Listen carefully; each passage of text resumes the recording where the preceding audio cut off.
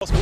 Definitely saw that in the quarterfinals. We'll have to wait and see here. They'll begin their run down to that first corner here at the Nürburgring as round 6 of ESL R1 is about to get underway, and we are moving. What has happened on this race start? Both Porsche Commanders not getting going. Josh Rogers dropping back into the middle of the pack, and Dane Warren all the way off the rear end. You've got James Baldwin attacking down to the first corner, but Luke Bennett is able to easily hang on to the race lead after... What drama was that, George?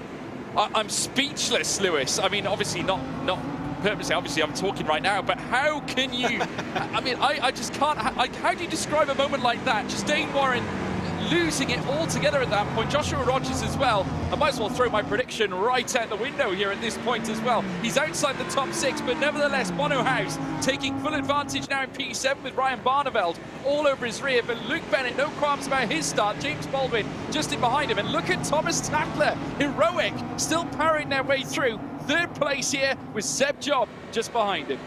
Climb now on their hands. Obviously, Joshua Rogers, you know, he is obviously a huge talent. Oh, into the pit lane, though. Wow. Jump start. Okay, so drive through. Must have been. Incredible. Must have been a jump start. Either way, it's happened now, and Rogers does not seem to be going through to a final. Bonner House is trying to make sure that he can do so. Max Benecker straight down the inside of Erhan Yovsky, who had a third place finish on Friday night. And Bonner House is going to be staring at all of this through the Mercedes arena section, thinking, hey, I'm in a Mercedes. This is surely my place to attack. Joshua Rogers, you got confirmation from race control. Drive through due to false start. So there you go, folks at home. That is the reason why he's come in. Will he choose to open up the door in towards turn 1, or will he secure safety of the result? He looks to be getting closer, though, to the back of the BMW. Inside line now for James Baldwin as he goes for the lead of the race. Here in semi-final 1. He has the favourable inside line 2, but Bennett looking to try and hold on. Wants to hold on to a great record here at the Nürburgring, and does so brilliantly. But James Baldwin asking the big questions, even in the early stages of the semi-final. Brilliant scenes. Nevertheless, as well, we got a battle still firming up now as we're seeing Benecker now looking for a move on Seb Job as well, heading through the Mercedes arena curve. A right smile on the face of Benecker as Bennett, also should I say Sebastian Job, doing brilliantly to hold back the tide from the man from Mouse as they peel through Sector 1, soon to be Sector 2. Again, a great display from two greats in sim racing. As they head out onto the backstretch towards Ab van Boken, is there going to be a last opportunity here? James Baldwin's going to be very close, coming up towards NGK. He's slightly faster on the speed. He's going to go to the right-hand side, commit on the brakes, but I get the feeling Bennett's going to hang on here. On a racetrack that he's got such an impressive record at, Luke Bennett is going to come down to the final corner, covering off Baldwin just a touch, having a couple of looks coming down to that final section. Team Medline leave the final corner. It's going to be 4 wins from 5 at the Nürburgring for Luke Bennett, who comes across the line to win again, ahead of Baldwin, Tattler, Sebastian Job, Max Benecker and Erhan Yovsky. Bit of a smile on his face.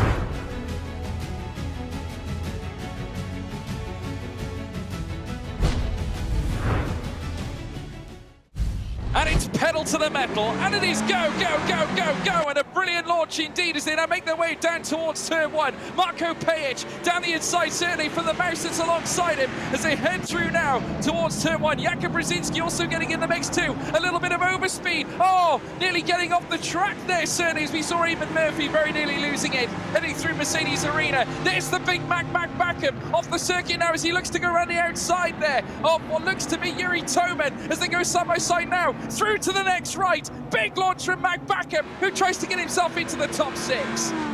Yeah, someone definitely gave a half spin, maybe a bit of a slide to Jeffrey Rietveld through T1. That's what's caused him to drop back even a little bit further. Now he's battling it out with Moritz Lerner for 9th position. I'm sure not too many were. Lasse Sorensen's looking to get down the inside of Big Mac, because Big Mac's probably finished. Oh my goodness me! That was a costly mistake. I just literally threw my pen. Lewis all around again. Yuri Toman. Oh, his reaction says it all. Punishment here in turn 1. And you just see the look on his face. I tell you what a moment. It just all came together. Mac Backham with an almighty send in towards turn 1. Simply lost it at that point. And now we've had a right change up in the top 6. Kevin Singy now adopting that P6 place. Tommy Usgaard now looking to take full advantage of this now as him and Lerner come together on the outset now. Still they remain side by side. The Audi, the Mouse looking to try and hold on. The heroic Porsche on the outside now as they peel through towards turn 7. They're still side by by side. Nothing separates them. Through towards the right now. Who's bravest as they peel on through? The Audi, the Mouse, looks to have the upper hand. He does. It's Moritz Lerner who holds on to P8. But I tell you what, sit tight, folks. I get the feeling we're going to have some Tor Hammer, intervention at this point. The stewards are not going to say no to that. Bit of a mistake there for Muscard as well. Gala's going to get alongside. Big send down the inside from Rietveld as well for Team Redline, who looks to once again not get through to a final. Yeah, I think we've got some big stuff coming in. I don't want to speak on behalf of Race Control, on behalf of Tour as well, because yeah, I'm not in that place and I'm not seeing it every instant. But I am almost guaranteeing a penalty for Mac Backham there. I don't see him getting through that one cleanly. I don't really see him getting through to a final. So for Portugal and Esports, we have got a replay here. Oh, goodness me. A major launch. And I think that is a G2 car. Is that a Team Redline car on the outside there that we're seeing? Oh, there we go. Yuri Toman. Mac Backham receiving a 4-speed limit, 10-second, 60 kilometers per hour in zone due to forcing another car off the track. So that's the penalty. He's got to give up the place. So Kevin Siggy essentially will overtake him, as will everyone else in this field, Lewis. Across the line, and he's going to hit or head into his first final here in ESL R1 and take a victory in semi-final 2. It's Yuri Kasdorp and Mouse. They have won this one. Marco Pajic in second, Jakub Brzezinski in third, Eamon Murphy fourth, Kevin Siggy in fifth, and Lasse Sorensen.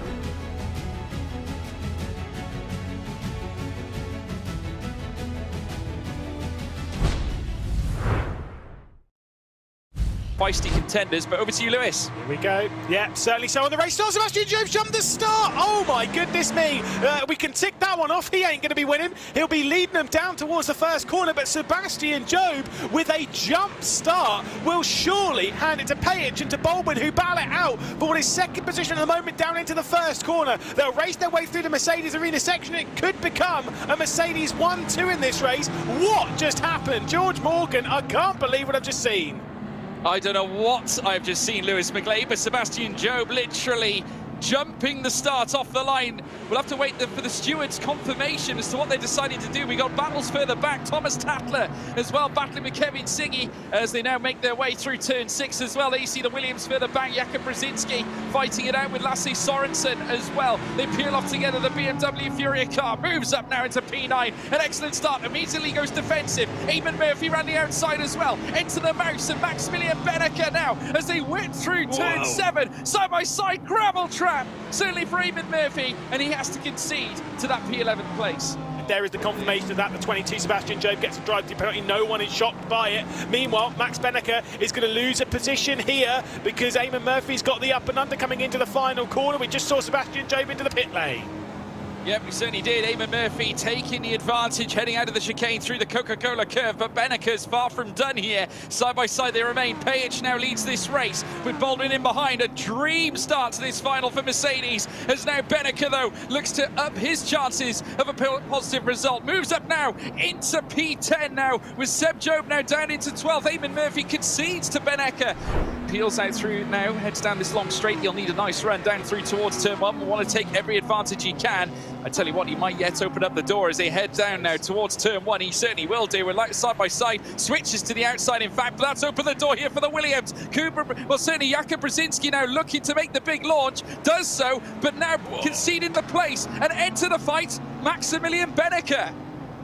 Super wise from Benneker, saw the door open and bam, went for it. Brzezinski's going to drop down the position to 10th. Benneker was just wide awake at that point, saw what was happening ahead of him, read it brilliantly to do so. The automatic clutch. Either way, it's happened now. Max Benneker is trying to get past Lasse Sorensen and will do so on the exit of the Mercedes arena section. So from 9th to 8th, Benneker goes. Next one up is his teammate, and we'll see if Mouse might battle it out for 7th between the pair of them. That's if Benneker can get there.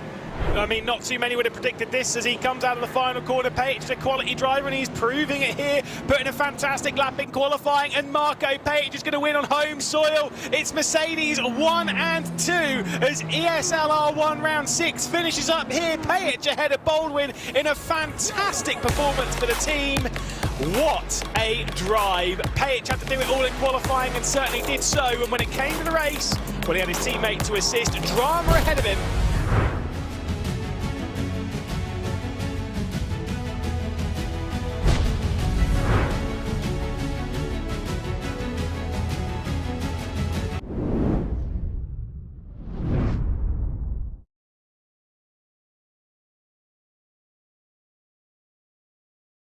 Hello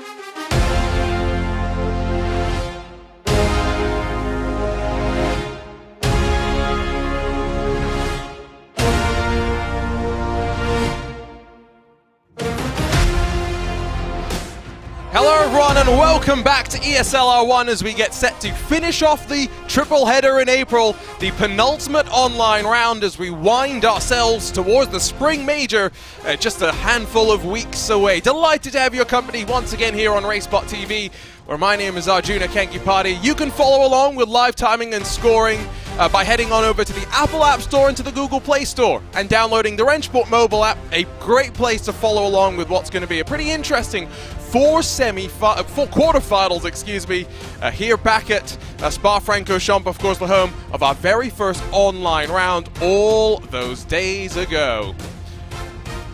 Like I said, just myself here, Arjuna Kenkipati in the broadcast booth, but we've got some new graphics here on RaceSpotTV to keep you company. Do keep your eye on the bottom of the screen as we get ourselves underway. We'll keep you appraised of the lineups that we have as well. And so, without further ado, hello everyone, delighted to have you along here. Four very interesting quarterfinals, of course, because just 2 rounds left for all of these drivers to work their way into a contention spot to be in the top 24 to make it to the spring major.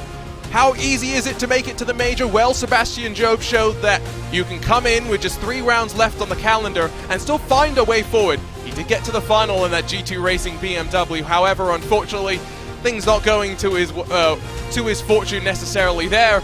We'll see how he plays here today, hoping maybe not for a false start. I think that's the operative thing. Of course, it's going to be a busy weekend here at Spa-Francorchamps, not just with these drivers in ESL R1, but tomorrow the drivers who are doing double duty in this series in the Porsche Tag Heuer Esports Super Cup will also return to the Ardennes.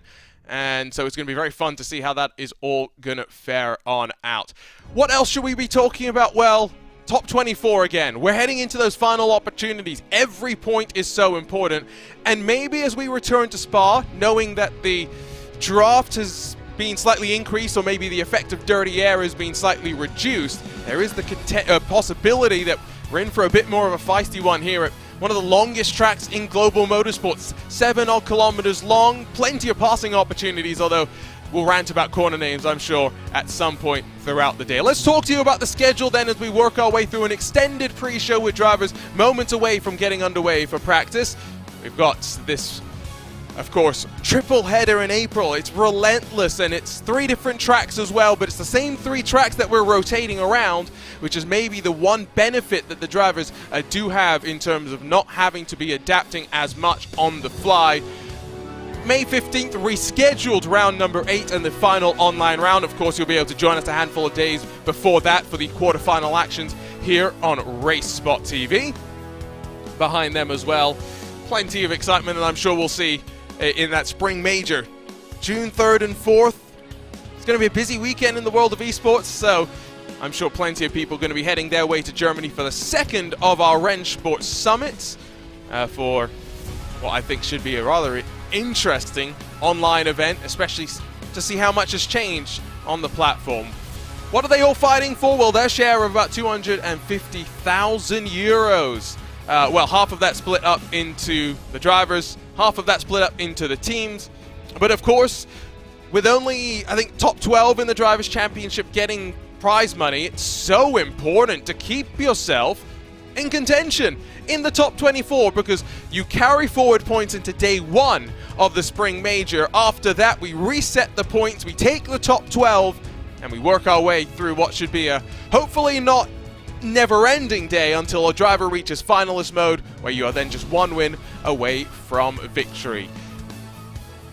That's a brief glance of the overall format. What are we talking about in terms of the day-to-day, the round-to-round things? Well, this is a look at, of course, how the things will play out today with 4 quarterfinals. Each team, with 12 teams entered into this tournament, send 1 driver, and they can pick which driver goes into each quarterfinal. 6 will advance on from there, and of course that means that no team is guaranteed any drivers to move on forward.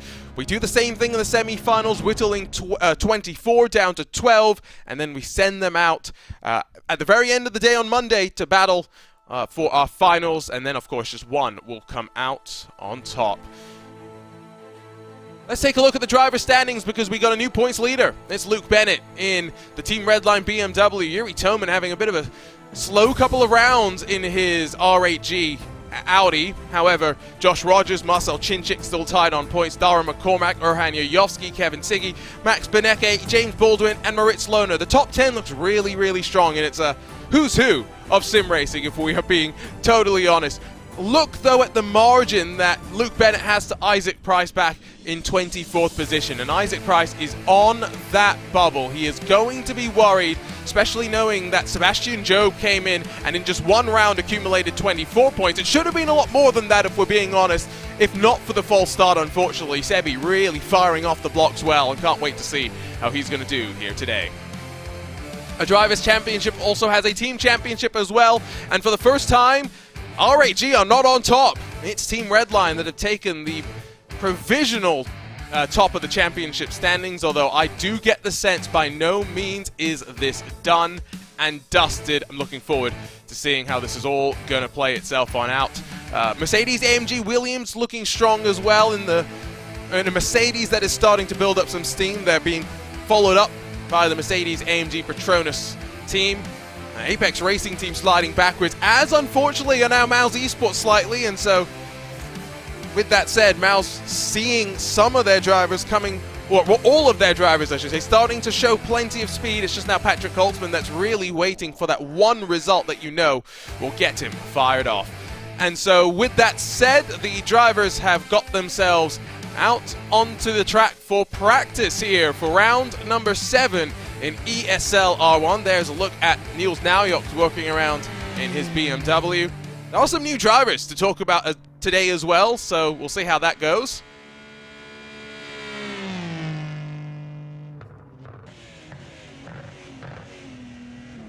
Trying to remember who those drivers are off the top of my head, but unfortunately I'm not that smart, and it's still relatively early in the morning, so I'm going to head on over to ESL R1 on Twitter, and I would recommend that you do the same if you can, because there's always plenty of fascinating information. There's a look, though, effectively at the quarterfinal 1 grid, and so looking forward to seeing how they're going to go as they just get ready in a few moments' time to head out onto track for Hyperpole qualifying. We know just how exciting that always tends to be, and as the cars inside of one another get ready to go.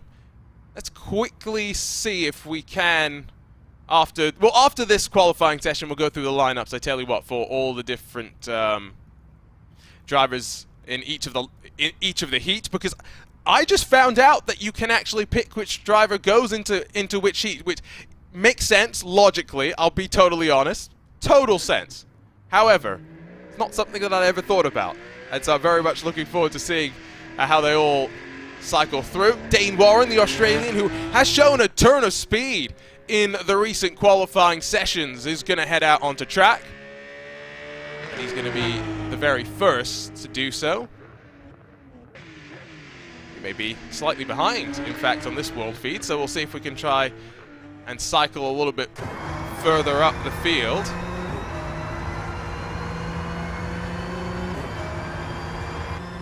Here's a look on board with Dane Warren, who is already into Lecom. So there we go, we can actually find our way on board with the Australian.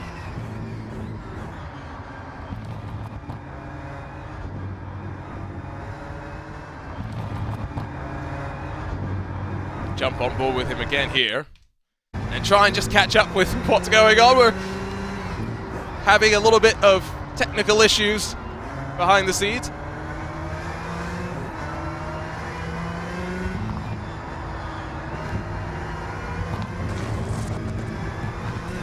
Try and get it figured out from here. Of course, the previous rounds have all been a lot smoother, so you can blame Arjuna for this one, but hopefully we'll get into the racing action and it'll all smooth itself down from there. So Dane Warren, like I was saying, the Australian, has definitely shown in qualifying in the last couple of rounds that he's got a little bit more. Got into his first final last time out as well. Did kick up a bit of that gravel on that outside, working through the exit of the corner. 59.787 middle sector.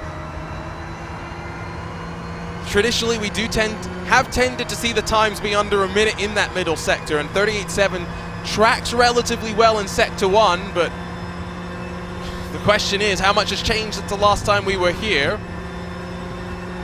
I think round 4 didn't have the draft and dirty air updates that we had for the Hockenheim ring, and so I do get the sense that maybe we are in for potentially some closer racing. What does that mean for qualifying times? Dane Warren will be first across the line, and it's a 14.3. I think we saw as low as 14.1s in the last couple of rounds. Sebastian Job, what a debut we saw out of the GT Racing BMW.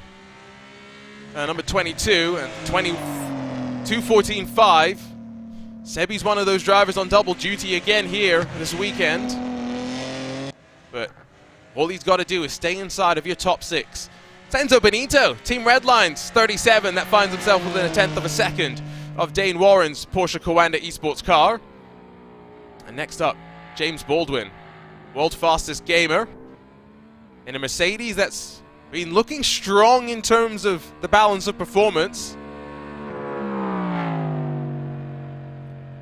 It's 2/10 off though for Baldwin.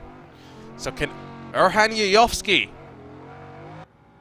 get his way up into the top 6 in qualifying, trying to avoid missing out on a semi-final for just the 2nd time this season? In front of Job, Dane Warren's time once again looks like it's going to stack up well. Tommy Osgard says best time last time was a 14.36 or something, so has Dane Warren just cracked the qualifying lap record again?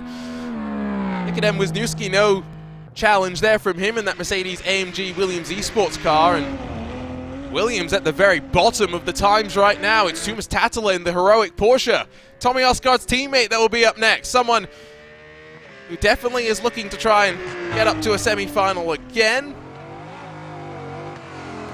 He is going to find himself to the outside of the front row. Porsche now 1 and 2. It's Jamie Fluke in the Audi for the Apex Racing team with a 14.6. That will go to the bottom of those times set right now. Still Lucas Muller in the FaZe Clan Porsche, Moritz Lohner in the Audi for Mouse Esports, Niels Naujoks in the BMW M Team BS competition car, and then Victor Veloso, who has a qualifying ban, and so we'll start at the very tail end of the grid. Lewis McClay does point out a good point this to me personally in a DM. Double duty this weekend takes on a whole new meaning as Lucas Muller, half a second off of Dane Warren's pace, but at a circuit as long as Spa, half a second is a mistake hero there. It's not just the Porsche Esports Super Cup. You've got Formula E Accelerate, you've got SRO on-site activities, Moritz Lohner up to 4th. I'm sure there's plenty of other stuff as well, but for this particular grid, I'm sure the likes of Dara McCormack may be competing here today. Niels Naujoks expresses his displeasure with his lap time as Dane Warren on top once again. So the Australian finds plenty of speed in qualifying, and so as he will celebrate another great job and potentially a qualifying record, let's take a look at the lineups. Here's a look at, of course, quarterfinal number 1. We know we've already started, but always good to take a look at how it's all going to play on out. You've got, in terms of points, some drivers who are looking relatively safe, you would have to say. There are plenty of others who are not, I think, feeling as confident here. Jamie Fluke on 81 points sits in 18th spot in points. Tumas Tatala, 62 points, so about 20 odd points back, is all the way down in 26th position, so he's a bit further back down through the field. That's quarterfinal number 1, and so as drivers work their way into the brief warm-up session they have before we go racing, let's take a quick look at the grid for quarterfinal number 2. This is where Luke Bennett is going to be out, of course, our championship leader now. He'll be tussling with Marcel Cinchik, who is up there in the points as well.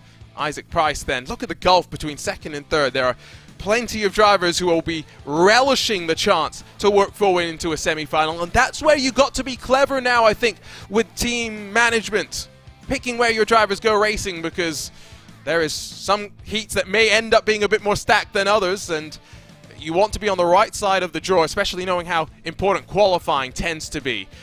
Quarterfinal number 3 is the one where maybe it's the closest. You got Josh Rogers, who will make his way into this quarterfinal with Kevin Siggy, Kevin Ellis Jr., Yoni Tormala, Marco Pejic, Jakub Brzezinski, Tommy Osgaard, Yuri Kastorp, Ulas Ozoldirim, Phil Denez, Marcellus Neva, and Thibaut Casabon, 2 debuting drivers here today. Both for Furia and RAG. Very excited to see how they get on. Casabon, a name I'm familiar with, Neva not so familiar with. We'll see how he gets on. I think both drivers coming over to a new platform. It's a learning curve for sure. Final quarterfinal, of course, today we'll see Yuri Toman, Dara McCormack, and Max Benecke, the household of the 3 names. But the likes of Kaki Oliveira have shown plenty of speed, not always luck. Watch for Ibrahim Khan to return to the series as well, replacing Reina Talvar in the BMW MTM Team BS competition car. And of course, Ian Porter, who has got a point, and we'll get another chance to see how he improves over here in the Ardennes Mountain. Ardennes Forest, sorry, I keep making that mistake. Warm-up going on right now, and I'll just remind you all that you can head on over to the Wrenchport mobile app by heading over to the Apple App Store and Google Play Store to download the app and follow along with live timing and scoring. Hopefully get the chance to interview some of the drivers over the course of the session, because that's always going to be fascinating. Getting word from Dara McCormack. It's a new lap record by 0.02 of a second. Guess who held the previous lap record? Oh, it's certain Dara McCormack. So quarterfinal number 1, going to be moments away. The drivers literally dropped their way onto the grid and now turn their attention to the starting lights. We saw some jump starts, of course, last time. It's an uphill climb, so getting off the line is important. Here we go. Round number 7, just 2 more rounds left to play. Who will work forward into the semi-finals here? That's Spa-Francorchamps. The Porsches on the front row get a great drop as they climb up in towards La Source. But it is going to be a challenge to the inside, potentially there, of Tumas Tatala. No major send by Enzo Benito, more trying to filter out behind and down the hill. In towards Eau Rouge and Radion for the first time. Tires still coming up to temperature and to pressure. All single file, being smart for the time being, and it's what we expect. Top 6, not really going to tussle too much. Sebastian Job, though, knows that 6th position is the most dangerous position to be in. And as they snake back and forth, no one's sending any moves as they all just concertina back up. Up here at Le Combe is one of the higher points on the track, and now you'll start a bit of a descent down the hill. In first down through this double apex right-hand hairpin to some. Although many of these drivers just keeping it nice and tidy to the inside. See how they're all able to play it on out. James Baldwin in Mercedes now tucks up to the back of that G2 BMW. Definitely a driver that will want to work on forward, because Baldwin, yes, has had some great results like that podium over at the Hockenheim ring, but has had plenty of quarterfinal exits as well, all predicated by slightly lackluster qualifying performances that put him on the back foot. And so we had this chat with, well, I forget off the top of my head, might have been Moritz Lohner at some point, and he was just reminding us how important qualifying can be. Vince Cusi jumping into our YouTube chat to say the BMWs are going to have to hope that they get a tow to keep up to speed with their straight line ability. And remember, fixed setups here, so the drivers don't have the ability to dial out some wing. Enzo Benito's looking feisty, and James Baldwin provokes a half-hearted block from Sebastian Job. Swap for 6th position, and now the G2 BMW potentially going to get swarmed. Now Yox and Wisniewski will battle side by side at the line. But it was a half-hearted block there from Sebastian Job that really almost kicked everything off.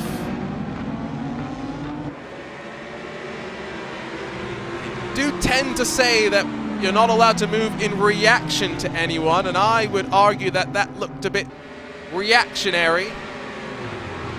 However, fortunately, I'm not the one that has to make that determination. Down the Kemmel, and now Job's going to get another look at this. Already see the separation up to Erhan Yayovsky. Job's going to try and commit to the outside through Lacombe, and now squeezing door to door, still going to be alongside through Malmedy as they sweep their way now. Bit more contact, they ping back and forth. Job holds onto it like a slingshot there. My days, relentless stuff. Now 1.5 odd seconds clear are the top 5 as they canter on away. I did say Sebastian Job was going to be concerned. He was in the most dangerous spot of them all. It's Jamie Fluke that tries to look to the inside of Niels Naujoks, who's in turn trying to look to the inside of that Williams Esports Mercedes. Oh, this is frenetic stuff that is going on here. And you know that we're going to cycle things back up in a few moments' time and take a look at the replay, because that could have been a big moment there. Fortunately, these drivers all sorted it out just in time. So here we go. Let's take a look at this one. And Baldwin did get a good run. It's a half move from Job. And that could have been a lot worse. But, I mean, racing incident at the end of the day, you'd likely have to say, if you can get through it all cleanly.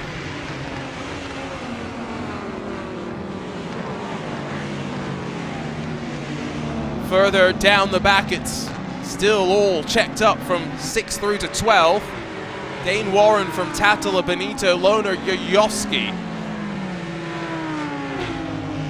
Do let us know who will be the first 6 eliminated. Don't forget Vince Cusi. Unfortunately, we don't get multiple angles here today, so we get the one and done. We can scroll through the one replay as many times as we want. However, no other insights are going to be gleaned from that. So the mention of slow BMWs in a straight line, how will that bear fruit now as Joe 4/10 off the back of Baldwin and under 5 from that Mercedes, and just look at how he closes. Peeling to the outside, once again just leaning on one another, although this time they decided to be a little bit smarter. Let's give a shout out as well to Dane Baird, our one-man production crew on site from RaceSpot to produce the game feed. Of course, part of the team over at ESL.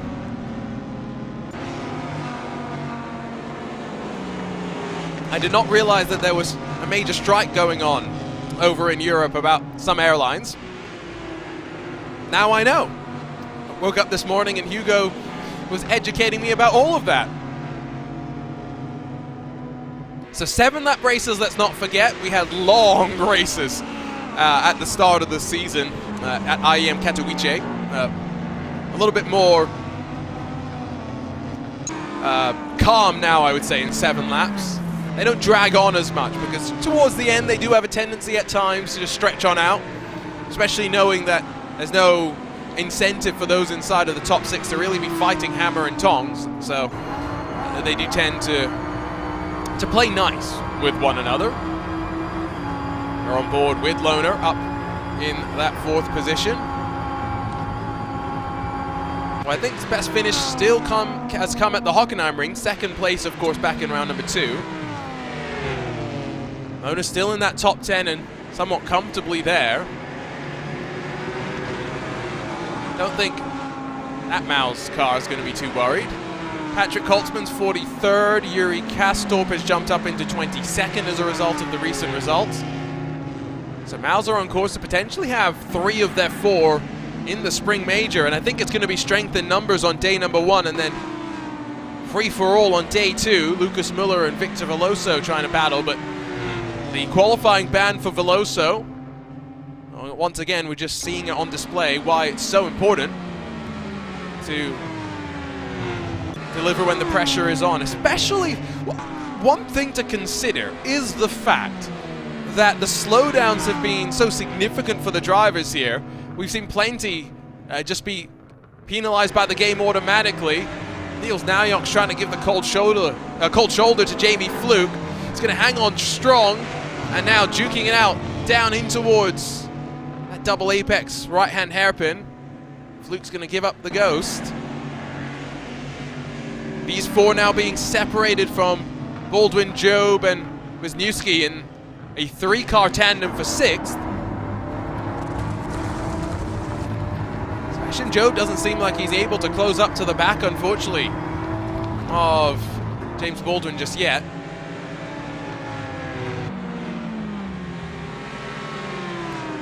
Do let us know who you think those first 6 to be eliminated are going to be. Of course, now you get the benefit of us already being past the halfway point in this race. However, we'll ask for your predictions a little bit earlier for quarterfinal number 2. How about that? Always enjoy the fact that these drivers get a few days off between these quarterfinals and then semi-final and finals action. It means they can take some learnings into the racing on Monday. Or at the very least, even if you're not competing, you can help your teammates try and find a little bit more speed. It's not always about setup, that's the thing. There can always be little things that you do in your driving just to find a little bit more. I do wonder how they compare telemetry and whatnot in Rennsport, because in iRacing, which is what I'm familiar with, we've got MoTech, the team over at VRS. They've got their great cloud-based telemetry tool suite as well. But in a new platform, curious how it's going to go.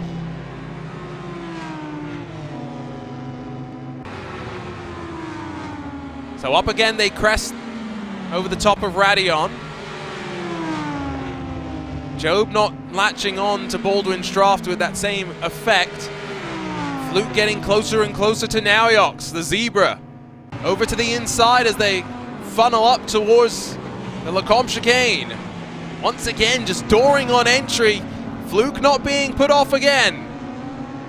He was on the inside last time. He'll try and switch back this time, but Niels Naoyox parks it on corner apex, and Jamie Fluke going to continue to be frustrated. This, of course, was the site of Jamie Fluke's almost World Championship victory in the Porsche Esports Super Cup, when Zach Campbell and Fluke were battling side by side through Malmedy in the final laps of the race.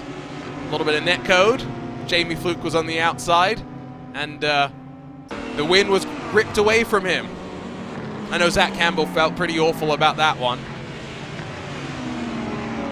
Spa's a racy track, though. That's the fun thing, and so looking forward to this, to the action on Monday, and of course to being part of the team tomorrow as the Porsche Tag Heuer Esports Super Cup gets ready to head into its final couple of stages.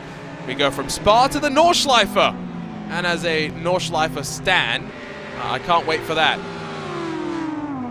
Lohner and Yayovsky in a pair of Audis through Blanchimont, maximum commitment corner. Did see a suggestion for a built-in telemetry viewer in the YouTube chat. I really like the sound of that. Codemasters have done something with F1 where they've done a automated system. I find that interesting. By the way, you will notice a backdrop of your screen. Sebastian Job now back up into 6th because Race Control has asked James Baldwin to give up a position. Has it resulted in one more spot though? Battle of Mercedes down the hill. Who's going to be bravest of them all? Well, James Baldwin had a bit more momentum. That settled it. And now Job, with no draft to benefit from, 2 laps to hold on. Does the BMW have enough of a straight line speed to be able to let Job battle with Baldwin, with Wisniewski? Just look at how they close, rising up to the highest point on the track. And yes, Vince, Nordschleife Pest, and it starts, of course, with the appetizer that is the All-Stars in the 911 RSR around the Nordschleife. Oh, I can't wait for that one. Niels Naoyox, Jamie Fluke, Lucas Muller, and Victor Veloso now fighting for points. Fighting to see who gets the most points, because they are not fighting to work on forward into a semi-final spot. Niels Naoyox again, after a couple of good rounds, has dropped to 16th. Still does have 114 points, but will start to be a little bit nervous.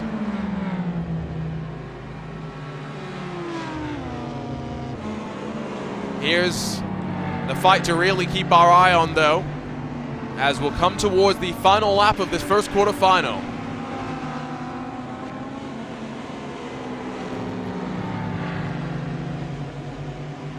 Can Sebastian Job hold on to a consecutive semi-final appearance? At that point, Sebastian Job, even if he doesn't get maximum points in the final, will find himself in a very, very good spot to get up into that top 24. Ultimately, he needs to work into the top 6 in the finals to latch himself directly into that top 24.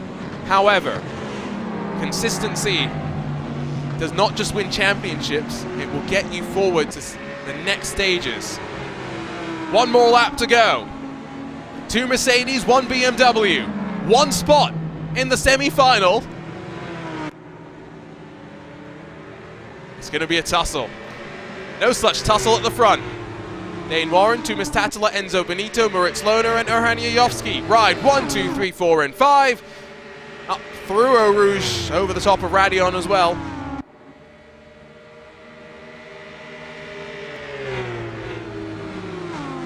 Dane Warren, in these quarterfinals, has really set his stall out nicely.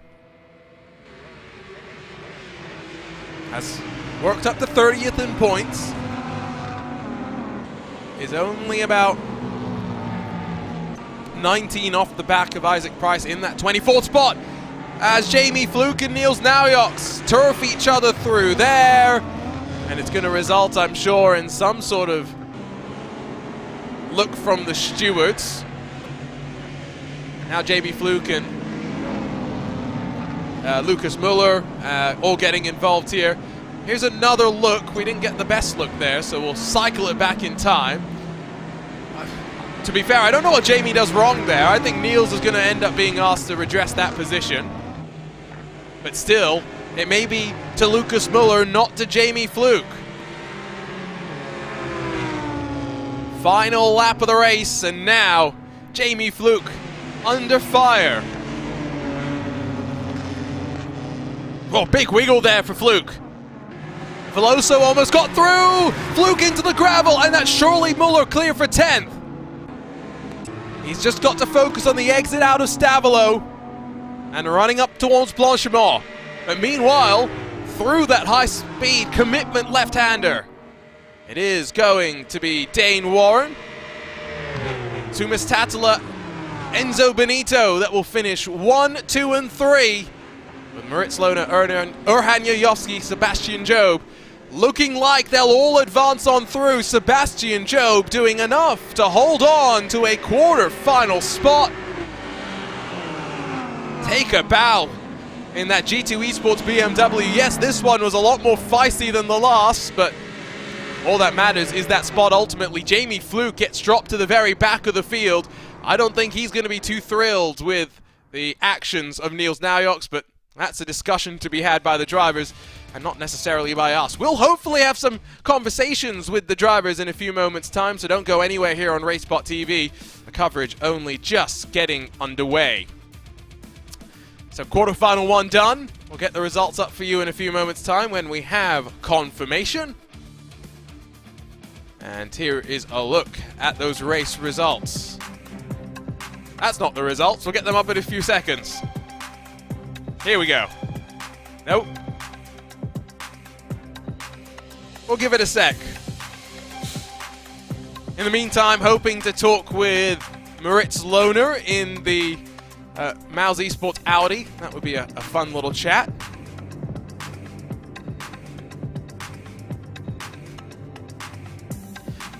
I will ask you a question I think plenty of you are probably wondering. Did James Baldwin deserve his penalty? Let's see if we can cycle back and take a look at it.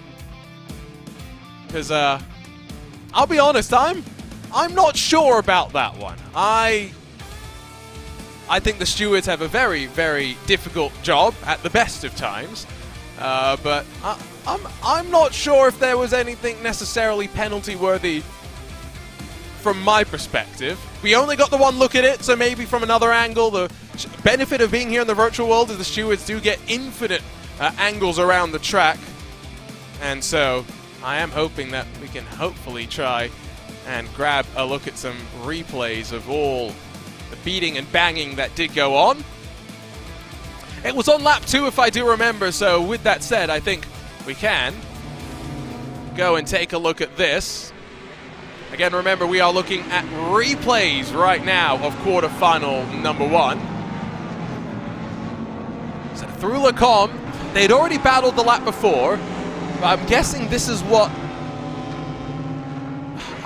I don't know about. I'm not sure.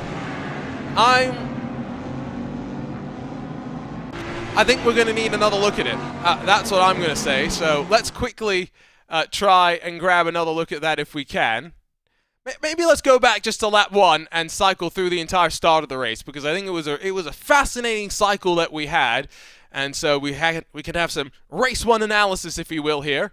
Although with just Arjuna in the booth, let's be honest, there's not going to be much real analysis.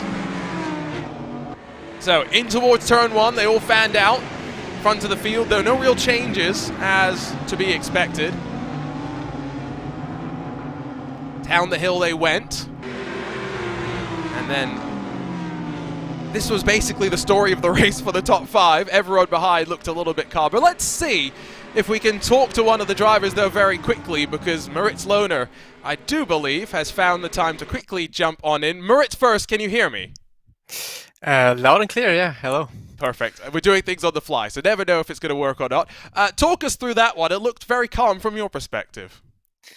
Yeah, I mean, the most nervous thing was always qualifying, and once you see you're in the top 6 or like P4 especially, because you still have 2 cars behind you, it's fine, and you calm down a little bit. And then again, race start is a bit exciting again, but then yeah, everyone was just getting in line and yeah, working with each other at the front, and it was very reassuring, because I knew that if I don't make a mistake myself, it's gonna be yeah, a safe top 6 for me, and that's how it went. And I saw in the timing tower behind me there was quite something going on. Quite something. I think that's one way to describe it. I will ask you, you've said qualifying is so important. If you're in 6th position, though, how nervous is it in the opening laps of the race? Oh, super nervous, because everyone behind you knows, okay, this is the position I have to get. So you're basically the target of 6 other drivers, and that's a lot on your shoulders. So it's always bad to start 6th, although obviously you want to start in the top 6, but you want to somehow have like even at least 1 car behind you. So starting P6 is a really tough mission for everyone. Yeah, it's not easy. So with one more online round left after this, you're looking relatively, I don't want to say secure, comfortable in the top 10. How are you starting to maybe shift your focus over to the Spring Major, knowing that's back in a LAN environment, which is, I know, something that you really enjoy being in? Relatively comfortable, you say. Like it's really close for the top 12, and I mean, you want to be in the top 12 coming into Munich, even for the last or even for Saturday, because you don't want to mess up the Saturday and then not make it into the Sunday. So for me right now, it's really important to score points here at Spa, important points, and then also in the next online round to make it into the top 12. Yeah. The most important thing is the final for me, the Sunday in Munich. Saturday is not important. The Sunday is the most important. If you're in the top 12, you are all in the fight for the championship. Yeah, everything gets reset on day 2 of the major. I think that's where things are going to get very fun. Just 3 tracks, Spa, the Nürburgring and Hockenheimring. What's that felt like from your perspective, being able to just focus on maybe getting up to speed with a platform and getting the most out of these fixed setups that you're having to maybe adjust your driving style around? Oh, I feel like every round I find something new. Like every round I find something where I'm like, okay, this improved my driving, this improved tire health for the race and whatever. And there's like constant process in getting the lap times down, and you even see that in every qualifying session that happens. We have small BOP adjustments, yes, where cars get heavier, lighter or whatever, but they basically stay the same all the time, and you basically see every week that the times drop. They drop and drop, they get faster and faster, because everyone just figures something out, how it works. You have no setup, so it's all in the driving, and yeah, it's crazy that even the best drivers still find something new even after like 300 hours of driving. What is the number of hours you've put in so far? Can you disclose that? My Steam says 340, although I would say there's probably like, let's say, 30 hours of idle in there as well. One question I was kind of pondering in that quarterfinals, how do you guys do data analysis? I know in some of the other platforms you've got Motec, other tools. How do you guys compare with within the team as you try and get up to speed? It's also Motec. Like we do a lot of work in Motec, also looking at replays. Although I have to say in RaceSport it's not that easy to see the correct lines yet in the replay because it's somewhat distorted a little bit. But most of the stuff you can see in the telemetry, and that's what we look into. I was never really the telemetry guy, to be honest. I never really looked into it too much, but especially in the beginning, I always tend to look into it for a little bit to see like my biggest flaws. And then it's just all getting the practice in and getting the laps in. Moritz, thank you so much for spending some time with us. I'm sure you've got a busy weekend to get ready for Monday as well. Best of luck to try and stay in the top 12, because now that you've said how important it is to stay there, I'm going to start talking about how important it is. And yeah, best of luck for the rest of the season. Thank you very much. Always great to have a quick chat with some of our drivers here, and I think we're going to make our way directly on over to another driver as Dara McCormack jumps up into the RaceSpotTV commentary booth. Dara, you'll be racing out in quarterfinal number 4. You've got a mighty task on your hand to start from the very back with a qualifying ban. However, you are the only multi-time winner here in RaceSport. How are you feeling about getting up to speed on this new platform? Hi, Arjuna. Yeah, I'm a little bit worried, to be honest. I had a pretty rough penalty for something quite minor, so yeah, it's going to be really tough fighting from P12 to P6. That's, I mean, most people would say it's impossible, but obviously I'm going to give it my all, and need to hope that there's some incidents in front of me, some slowdowns, and I'll just try and gain any position anywhere I can, really. I want to ask about the change with the draft, the dirty air. Has that made it a little bit easier to follow closely and to be able to make passes happen as well? Because that, of course, happened midway through the season after you guys spent a couple of rounds very much playing single file for the vast majority of the second half of the races. Sorry, I had a problem with my headset. Could you repeat a little bit of that, please? I was just asking how the changes to the dirty air and the draft have kind of changed the racing since the start of this season. Yeah, it's definitely changed a lot. The dirty air has been decreased like quite a lot, so it's nearly possible to overtake, I'd say. But it's still extremely hard or borderline impossible. You know, the tire wear and the dirty air and draft is just, they're kind of too strong for each other, so it just makes it really, really hard to overtake. I think we're getting a lot closer to being at a point where we can overtake each other, but yeah, it's still a little bit away, and yeah, you just kind of need to prey on people getting penalties, people making mistakes. So yeah, that's kind of the unfortunate thing about this, and you know, the stewards are quite harsh. So yeah, it's just a really, really difficult championship, especially like compared to the start. It was even more difficult back then. Of course, you've got split focus this weekend. You're not just trying to get your way into the semi-finals on Monday today, but I heard you're flying out to Monza tomorrow morning to compete, of course, in the upcoming SRO Esports Sim Pro Championship on site at Monza. I'm sure this must be pretty frenetic for you. Yeah, this is it's quite a crazy weekend. I think it's probably the most crazy I've ever had in sim racing. Especially if I get through to Monday, it's going to be so difficult to try and even do well, to be honest. Yeah, I mean, I'm just looking to get through. That's it. P6 at a minimum. It's going to be borderline impossible, as I said, but yeah, all the focus has been on ACC, SRO, Sim Pro this past week and a half. So yeah, not much practice put into RaceSport, so I'm probably going to be a little bit slower than I was last time out here. But yeah, I'm looking forward to this. I think this weekend's going to be crazy in general.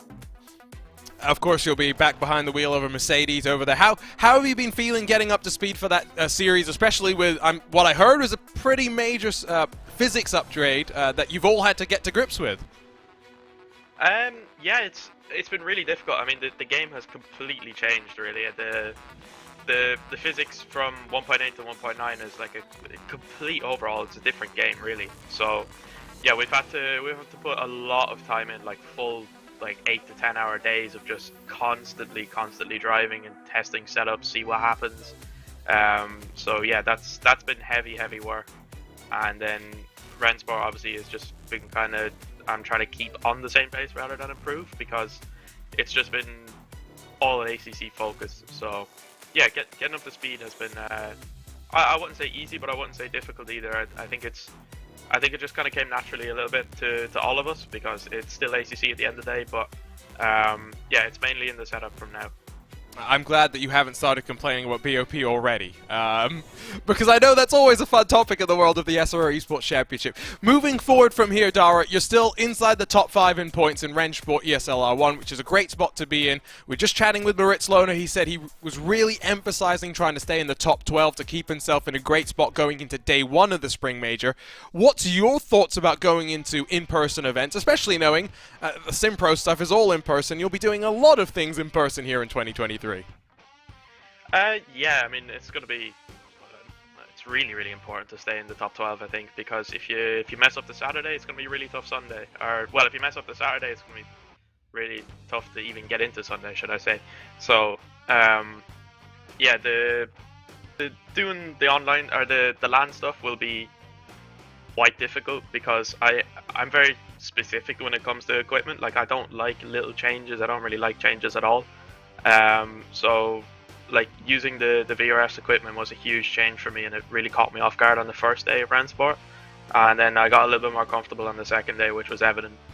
So yeah, it's just going to be the same story. It's in pro. I'm just going to have to get over it, get used to it, change my mindset from last year, and obviously the RaceSpot LAN Katowice. So yeah, it's going to be a lot of focus on LAN and mindset going into it. Lovely. Thank you so much for the time, Dara. Always appreciate the insight. Best of luck today in the quarterfinal and this weekend over at Monza. Thank you, Arjuna. Dara McCormack, the Irishman, joining us in the RaceSpotTV broadcast booth. And so now I think probably time for us to go ahead and dial up some analysis of that first quarterfinal and work our way through what was a pretty intriguing race, where I think there's going to be plenty of beef after this one. We'll watch the first couple of laps because this is where most of the drama was, and then we will cycle through maybe some of the other touch points. Although having said that, it really only came towards the very end of the race. Down the hill, inside of your top 6, initially no changes. It wasn't until Sebastian Job, who I had questioned how confident and nervous he would be, just sitting in that 6th and final transfer spot, most vulnerable to those behind, and he went straight on offense trying to get past Erhan Yuyovsky, and from there James Baldwin would be able to latch onto the back. Could just see the concertina, Baldwin just sending it. Tires coming up to temperature and pressure as well, let's not forget.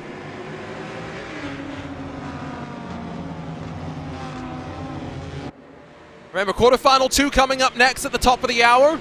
Countdown timer on that left side of your screen will lead us into what should be a lot of fun. And to confirm, I see the question in the YouTube chat. Yes, this is Spa for the 3rd time. And while usually I am very bored of Spa and GT3 cars, I think there is a lot of that in the world of iRacing, for example. I've been enjoying it in the world of RaceSpot. I don't know why. Maybe it's the fact that we actually have the gravel on the outside of turn 1 and stuff. It's a little bit more of a jeopardy. But I always find it interesting. So here's where things will start to pick on up. It's when James Baldwin starts to latch on to Sebastian Job. There were a few questions raised about the straight line performance of the BMW. And they were about to be borne out, it would turn out. On board with the Mercedes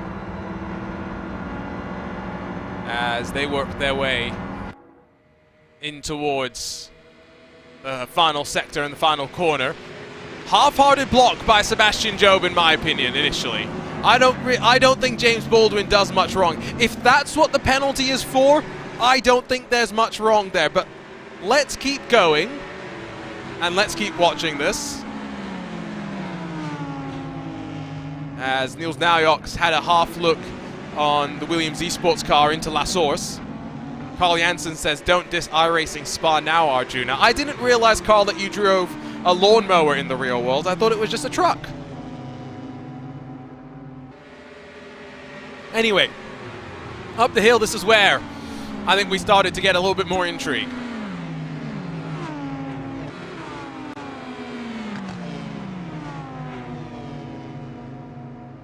So Baldwin went all the way to the inside, which is his right.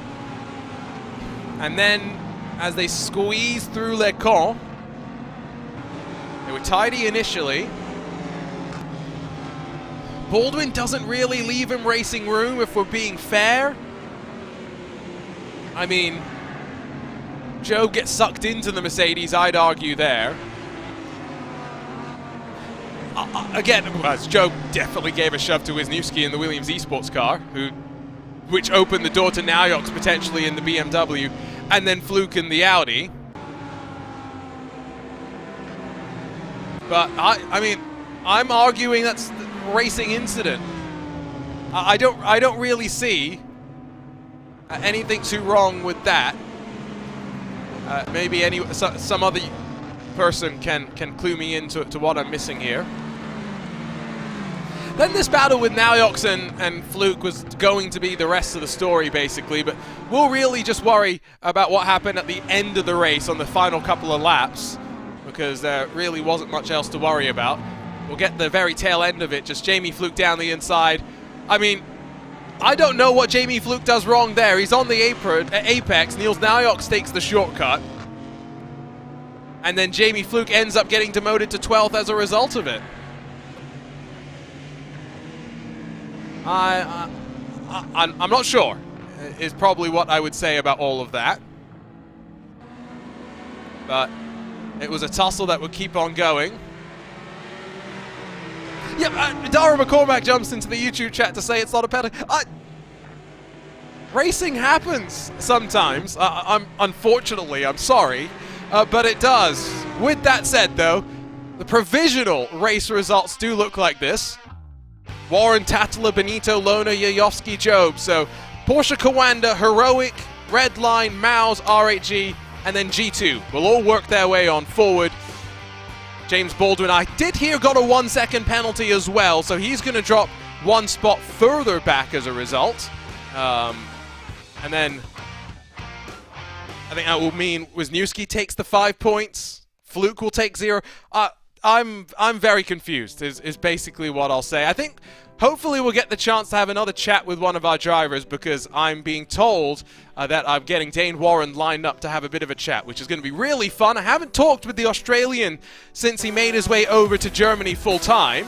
Now living, of course, as a works driver for the Porsche Kawanda esports team, which is not the worst named of all the teams, if we're being totally fair. Anyway, with that said, I think we have a bit of a moment here to quickly just dive our way through a bit of a team analysis, team discussion, whatever you want to call it. Let's talk a little bit about the Apex Racing team. And this was, of course, coming into tonight's proceedings. Pete Berryman, Kevin Ellis Jr., Jamie Fluke, and Johan Hart. Now, the Apex Racing team, definitely an iRacing team about 12 months ago, but they started venturing out. VCO Esports Racing League was one of their first forays outside of their iRacing bubble. Jamie Fluke, one of those that experienced the wonders of R-Factor 2 on occasion, but for 3 of their drivers to still be in play realistically with the consistency for a spot in the top 24, Pete Berryman, who is an open wheel specialist in some ways, but we know can be quick in a prototype, in a GT3 machine as well, just struggling still to just get the luck on his side, maybe qualifying. If he gets one good performance like Dane Warren did a handful of weeks ago, it will all start to spiral from there. But the Apex Racing team have dropped. They were inside of the top 3 in the team championship at one point. They're now down to 7th, but the Corby crew still definitely one to talk about. We'll make our way over from the Apex Racing team to have a chat about the wonderfully named BMW M-Team BS Plus competition, and one of the few teams that have taken 5 drivers through the course of the championship, with Ibrahim Khan returning, this time to replace Rainer Talvar. Now, Niels Naujoks out in another quarterfinal, unfortunately, today. However, it was Ryan Barneveld last time that made his way out of a quarterfinal and did show some improvement, and so we'll be watching cleanly for the number 32. For the driver with 32 points in 38th to see if he will rise. Phil Dinez, another one who is having a full season run in a GT3 car in Italy. We'll see how he has. what type of luck he has, excuse me. Reina Talvar, of course, not running, and Ibrahim Khan will be trying and get a handful of more points. We'll talk next about the FaZe Clan Porsches, because of course the team that came in maybe with the most recognition in traditional esports, slightly struggling to fire on off. Ulas Ozuldirim keeping himself within contention of the likes of that top 24, but Tim Yarshell, Lucas Muller, the experienced sim racers, outside of the top 40. Ian Porter, again, getting those first points on the boards and continuing to find more and more speed in his car. We'll see his continued improvement, I'm sure, here today as they work on forward. We'll cycle our way through more teams, I'm sure, later on, but I believe we may get the chance to quickly have a chat with Dane Warren. We'll see if we can dial him up in a few moments' time. Dane, do you have a copy with us? We'll see if we can get him up on the webcam in a few moments' time. Dane, can we hear you now? Hello, how's it going? There, we can hear you loud and clear. Perfect. Thanks for joining us, Dane, coming off another great qualifying and quarterfinal performance. You're starting to get your groove here on a Friday. Yeah, I think so, even though it doesn't really mean that much for us at the moment. It's just nice to sort of get the confidence back in qualifying. Yeah, obviously it'd be nice to sort of convert. At this point, it's just trying to get back to or get our place back in Munich, and sort of anything else that comes along the way is extra. I do have to ask, how's it been going for you since you made your way over to Germany? Big step, I'm sure, for you, but you've made your way over, and I'm sure settling in quite nicely. Yeah, for sure. It's such a nice facility here in the Cohen Esports Hub, obviously. Obviously, being able to do our passion day in, day out is a really special opportunity. And yeah, doing Rensword as well has been really unique, even though it hasn't quite treated us that well over the past couple of rounds. But yeah, loving it here so far. Stoked for the future. Got to ask you what it's like with the weight of expectation that it comes with a name like Porsche on over the shoulder. What's it been like for you wearing that name day in and day out? Again, it just adds to the privilege of the whole deal. Expectation is a good way to put it, but just trying to get over that when it comes to putting the lap down and qualifying. I guess that's something that I have sort of had to work on over the past couple of rounds. But yeah, hopefully we're getting a bit better at that, and we can do well in the Monday semis and finals. One-shot qualifying is difficult. How hard have you found it to be able to put the lap together, especially because from what I can gather, the slowdowns are pretty easy to rack up?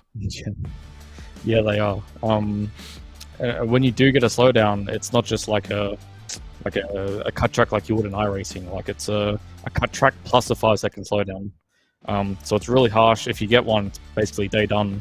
Because obviously the top 6 goes through the semis. So you really don't want to get that. It's not too bad here at Spa in terms of off track, so it's not really a worry. But yeah, it's just something that you have to sort of avoid and do your best to never experience. You broke the lap record in qualifying by 0.003 of a second. Do you think anyone can find any more speed? How quick a lap was it? I think I've already been told that when I put it on pole in that session that I didn't seem too happy with it, so that probably says enough. We'll be looking for a bit more on Monday for sure. Gotcha. Well, best of luck on Monday, Dane. Thank you so much for chatting with us, and looking forward to seeing how you go for the rest of ESL R1. Thanks, guys. Cheers.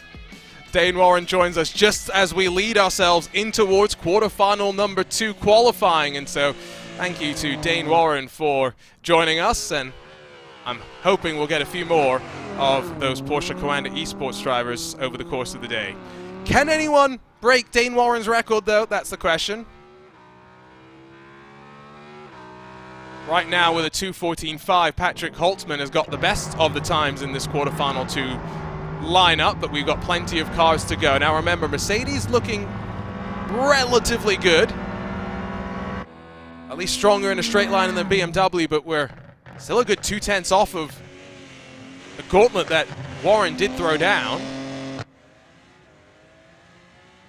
It's going to be an interesting one, I think. Lasse Sorensen, who in the Furia colors will jump in front of Bono House, Lasse Sorensen, of course, stepping in to replace Felipe Baptista. Sorensen, 31st. Not the best of the Furia drivers, but after missing the first couple of rounds, has done exactly what he needed to. Luke Bennett, Johan Harth, they're second and third. And now we wait for the American Mitchell de Jong to come towards the line. 2:14.498 is good enough to get pole position. And remember, I think last week we had 3 Porsche Coanda cars at the top of qualifying, except for Sebastian Job, spoiling the process. Isaac Price in that G2 BMW is going to have to bully his way on forward, but first through 6, split by just a 1/10.5, around a lap as long as Spa. Incredible stuff. Tim Yarshell, FaZe Clan Porsche up next. 8th on the board. Wait and see if Barneveld, Bixrud, Keithley or Chinchik will go slower. No qualifying bans for the second quarterfinal to speak of either, by the way. Barneveld, 14.6. Only off a 1/10.5. He was pretty happy after getting through to a semi-final last time. See if it goes again. Bixrud, after we saw Tuomas Tassila finishing second. It's going to be a 14.7. The young Bixrud's got some work to do. Jack Keithley, who debuted last time. What can he do? From the Nürburgring over to Spa-Francorchamps. It's a 14.580. It's within the top 6. And now we just wait for Marcel Chinchik, who may not be doing a qualifying lap, because we're focused on the American Mitchell de Jong.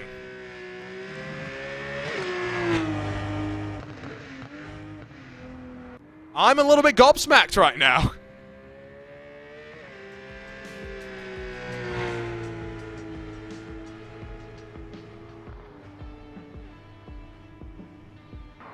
So Porsche Coanda grabbing back-to-back pole positions once again in these quarterfinals.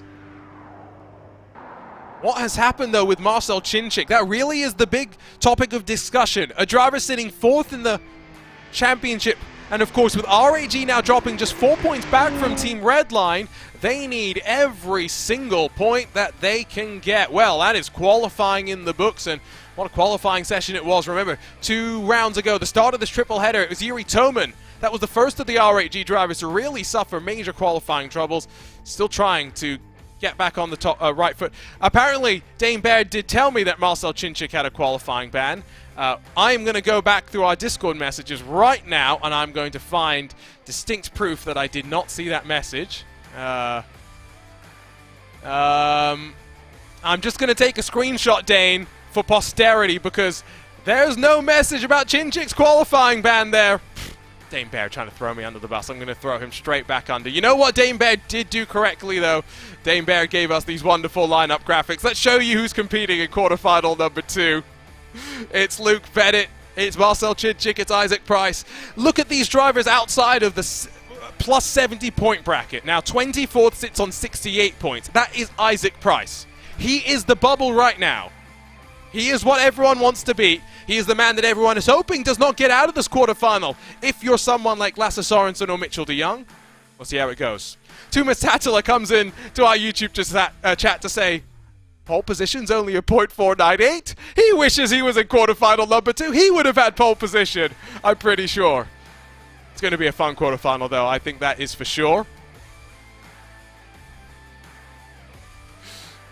Qualifying bans that I was also informed of. Ulas Ozil-Dirim in qualifying in quarterfinal number 3, in quarterfinal number 4. Graham Carroll and Dara McCormack have qualifying bans, although the stewards have determined that Graham Carroll will start in front of Dara McCormack, but that is more for the later sessions when we really get towards it. Remember, Porsche Coanda back-to-back pole positions. Impressive stuff. I find it interesting as well, because for so long I've called Josh Rogers the king of qualifying. Now, I don't know if that's a title I actually did dub on him or if someone else did it before me. But he is someone who has that innate ability, when the pressure is on, to be able to just go down and nail the lap, to be able to get all corners put together in a way that very few have been able to do.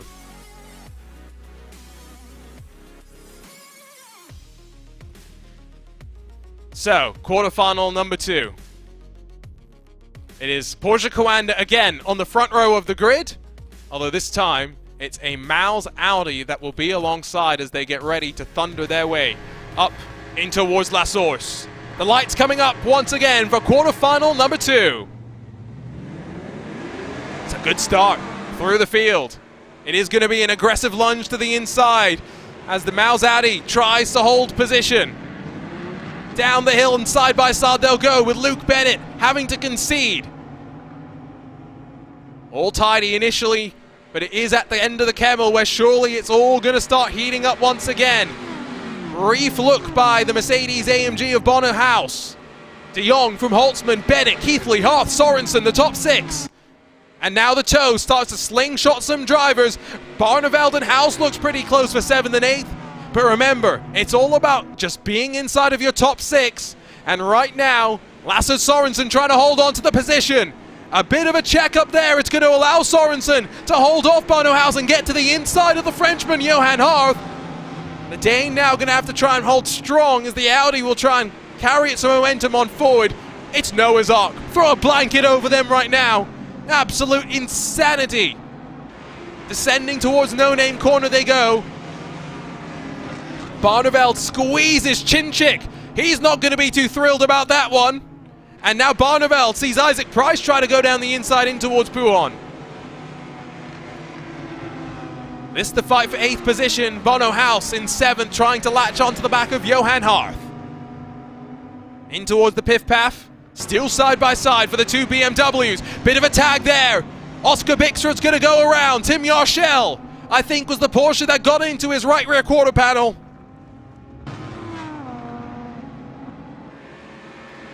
You always see the most aggressive fighting outside of the top 6, and sometimes it does not make the most sense. They'll work their way up towards Blanchimont for the very first time. Sweeping through the left. Look at them maximizing on the right-hand side, on the green AstroTurf. Just minimize the entry rotation, and Bono House will send it to the inside, but Johan Harth has seen it all and was not too perturbed about that one. I tell you what, an iRacing Rallycross world champion, Johan Harth. When we say he has seen it and done it all, we are not joking around. Yarshell and Chinchik side by side. Important for Chinchik to try and get on forward into the top 6. Remember, you carry forward points onto day 1 of the Spring Major. Lohner's already told us how important it's going to be for him to try and stay inside of the top 12. Further up, Keithley, Sorensen, dooring each other. BMW has enough top end to get alongside and swoop on through. Lasse Sorensen take a bow once again. Showed up on the scene back at Spa-Francorchamps in round number 4.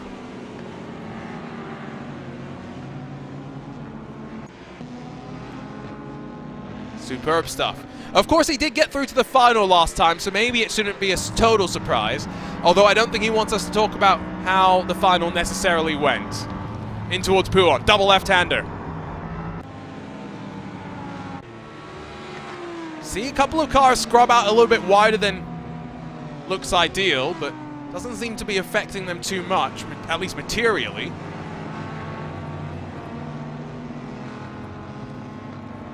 Wonder if Lasse Sorensen was concerned about the fact that Bono House is still very much within striking distance and wanted to just get another car between him and the rest of the gaggle.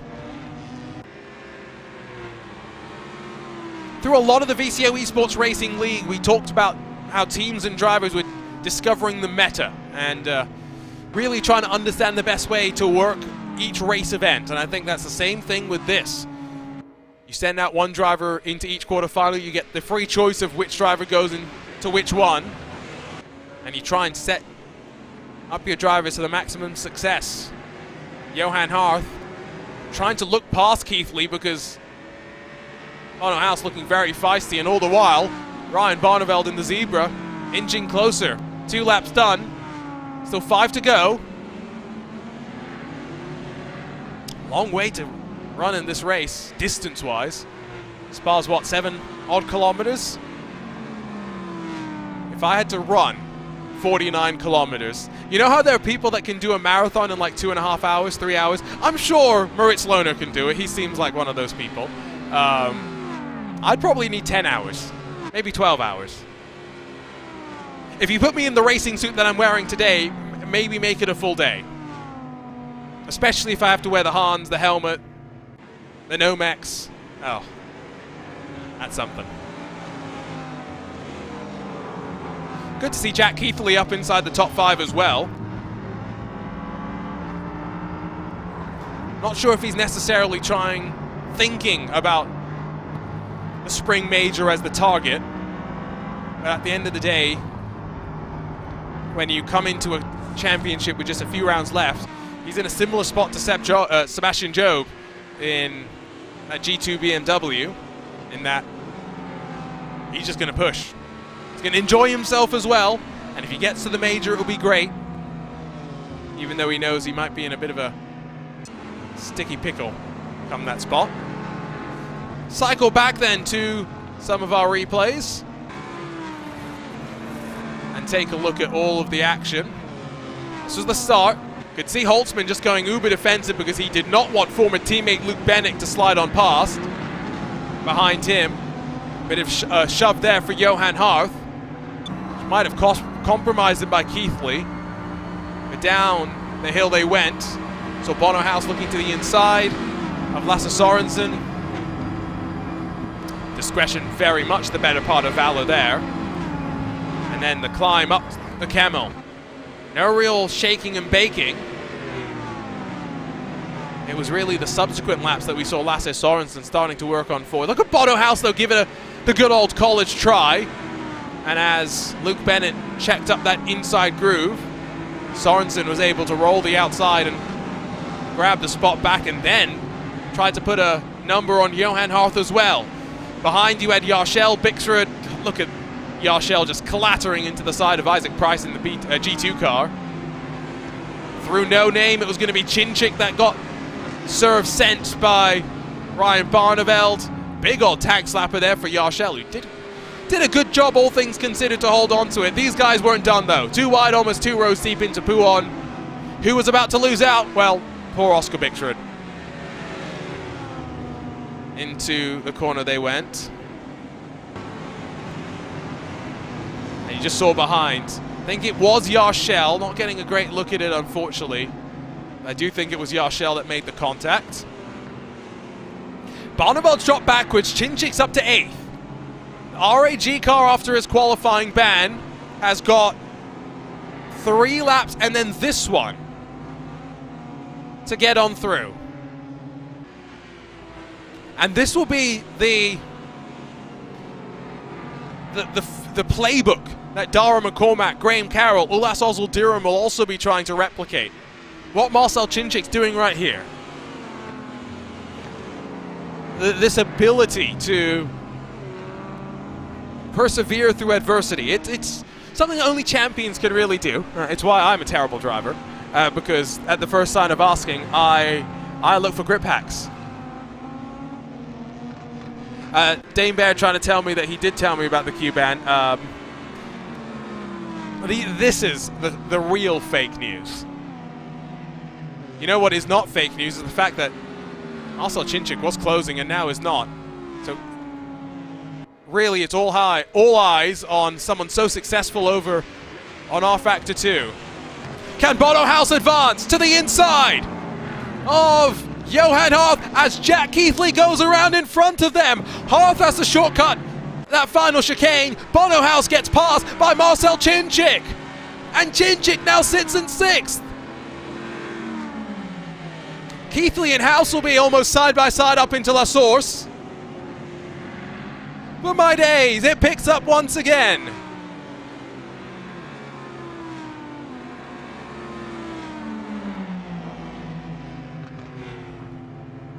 Let's take a look at this moment where first Lasse Sorensen door-banged his way past Jack Keithley, initially on the entry in towards Lecomte chicane.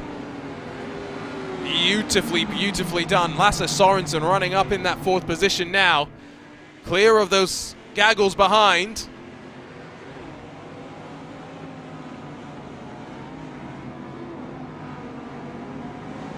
Still the question remains. It's not can Bono House advance, it's who advances in 6th.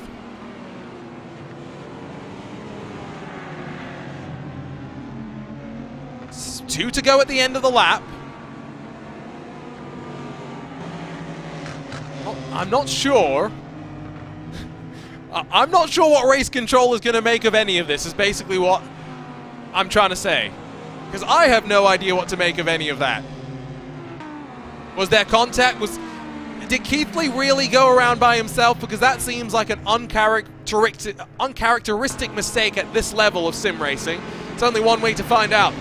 To try and take a look at the replay. So into the corner. No! So Bono House actually takes out Jack Keithley. Okay. That changes the complexion of what I'm sure is going through the mind here. Although Jack Keithley is still on the outside looking in, there's no redress that race control can give here. That gives Keithley 6. He is going to have to do it on track. I've been told that Ryan Barneveld is also going to get a 5-second slowdown. That was some liberal use of track limits by the zebra there. Not sure if that's why.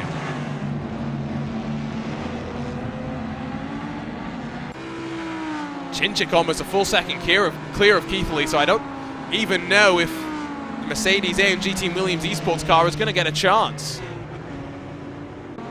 I think there's a penalty to Bono incoming, especially given what we saw earlier with penalties. But not sure as to the magnitude of the penalty. What do you guys think? Slow down 5 seconds or something? We've got that ability here. Drive through, stop and hold. We've got the whole shebang, I guess. What penalty do you think that Bono House is warranted? He's still on the back of Keithley. The damage has already been done at the end of the day.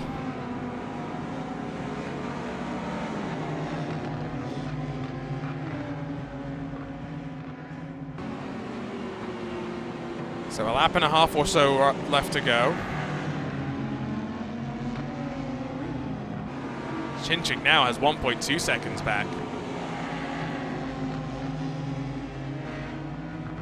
Bono House, drive-through penalty, I've just been informed.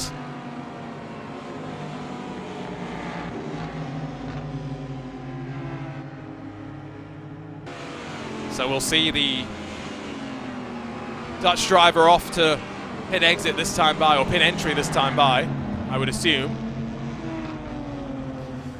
After this one, hoping that we can have a chat with Mitchell de Jong, maybe with Johan Harth, Marcel Chinchik, Jack Keithley, Bono House, Isaac Pro. There's plenty of drivers I'd have the pleasure of chatting with if they want to come and join us in the RaceSpotTV commentary booth.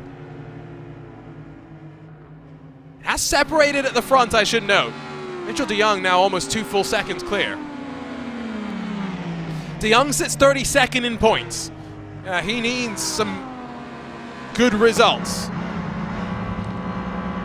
Has only made his semi-final twice, yet to make a final. It's a long way still to climb, that is for sure. There goes Bono House, the way of pit lane, and to drop to the very back of the grid.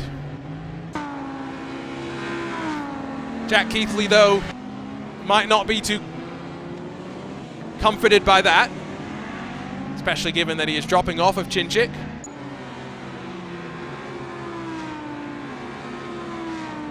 So that Williams car that looked like it may have gotten on through.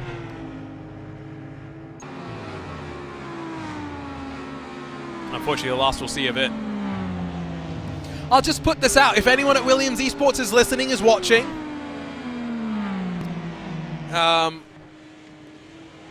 do you have different wing mirrors on your car? I don't even know, to be honest. I know we can't have the different front ends on these cars, but Just a splash of color. I don't think there's any way to differentiate the Porsche Coanda Esports cars, so not sure who does the liveries anymore for the team, but let's fix that.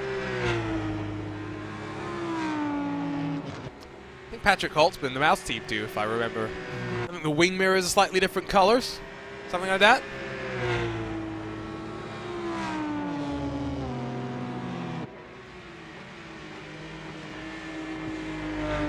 Mitchell de Jong, though, is going to sweep through these final couple of corners. Porsche Coanda get ready to go 2 for 2 in quarterfinal action. And perfect races effectively as well. Not sure about fastest laps, but pole position, led every lap.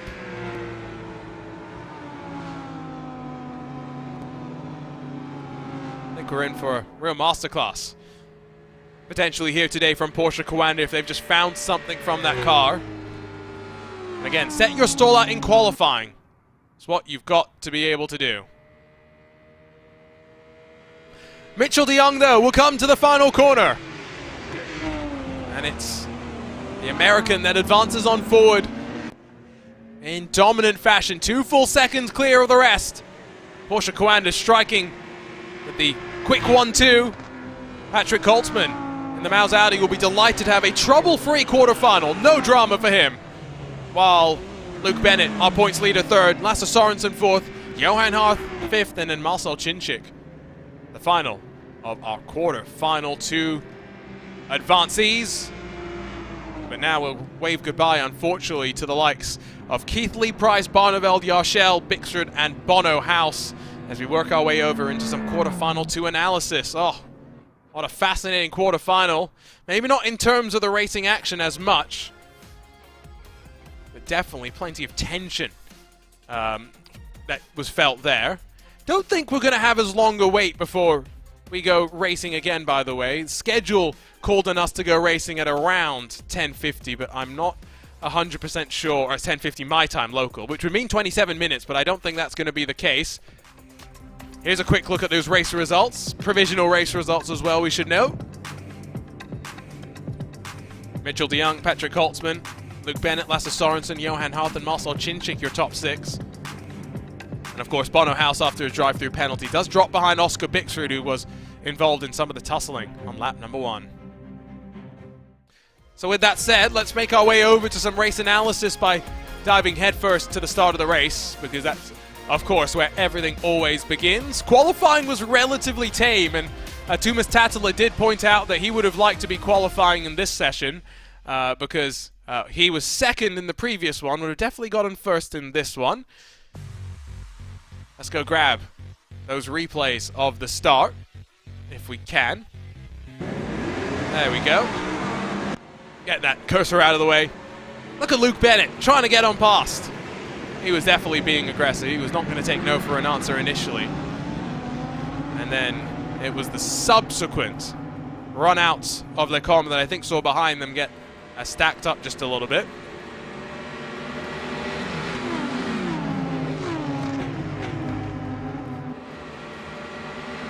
Up the hill they went.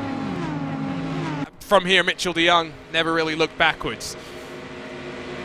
Jack Keithley, Johan Harth, know that they were running 4th and 5th on lap number 1, but they were very much the most involved in the tussles that we had.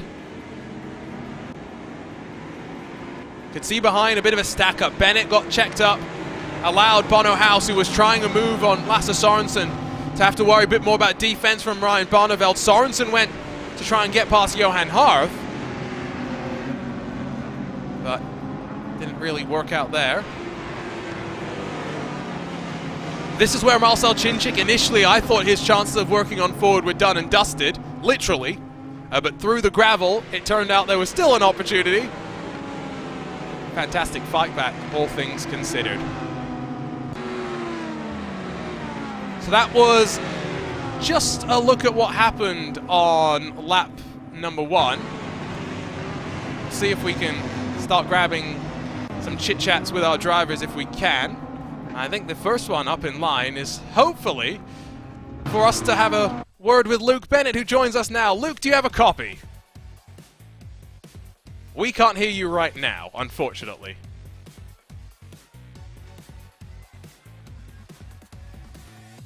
Not just yet. We'll see if we can get Luke on the line.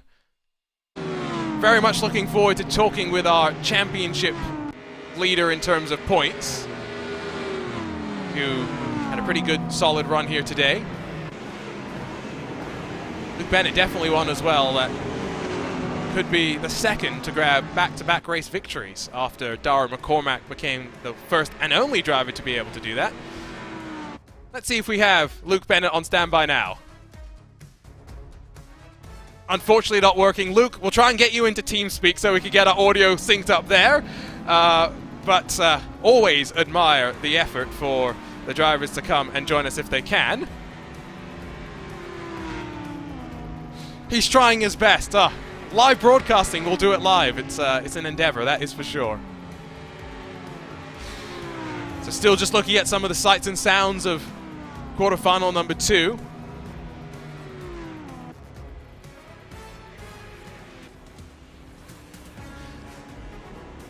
This was where Lasse Sorensen around the outside of Jack Keithley. I mean, through Lecom is not traditionally a place where you see the move happen, but Sorensen got through to the final on debut at Spa in round 4. He wants to try and do that once again. It was down the hill that he plunged and started to break away from those behind. It wasn't until much later on that we then got to that fight that involved the others. Let's see if we can quickly just try and find a look at it. We've gone a little bit too far because Marcel Cinchik's already jumped up into the 6th position.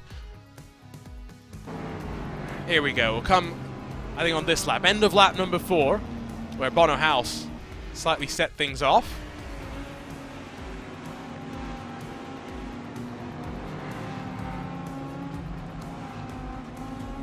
We'll get back to that replay because I think we do have Luke Bennett now. Luke, how's it going? Oh, we still can't hear you. The world just does not want to let us talk to Luke Bennett. I tell you what, Luke, thank you for making the effort. If you could get it figured out, we'll be standing by with you. But my days, what a sterling job done in that Team Redline BMW.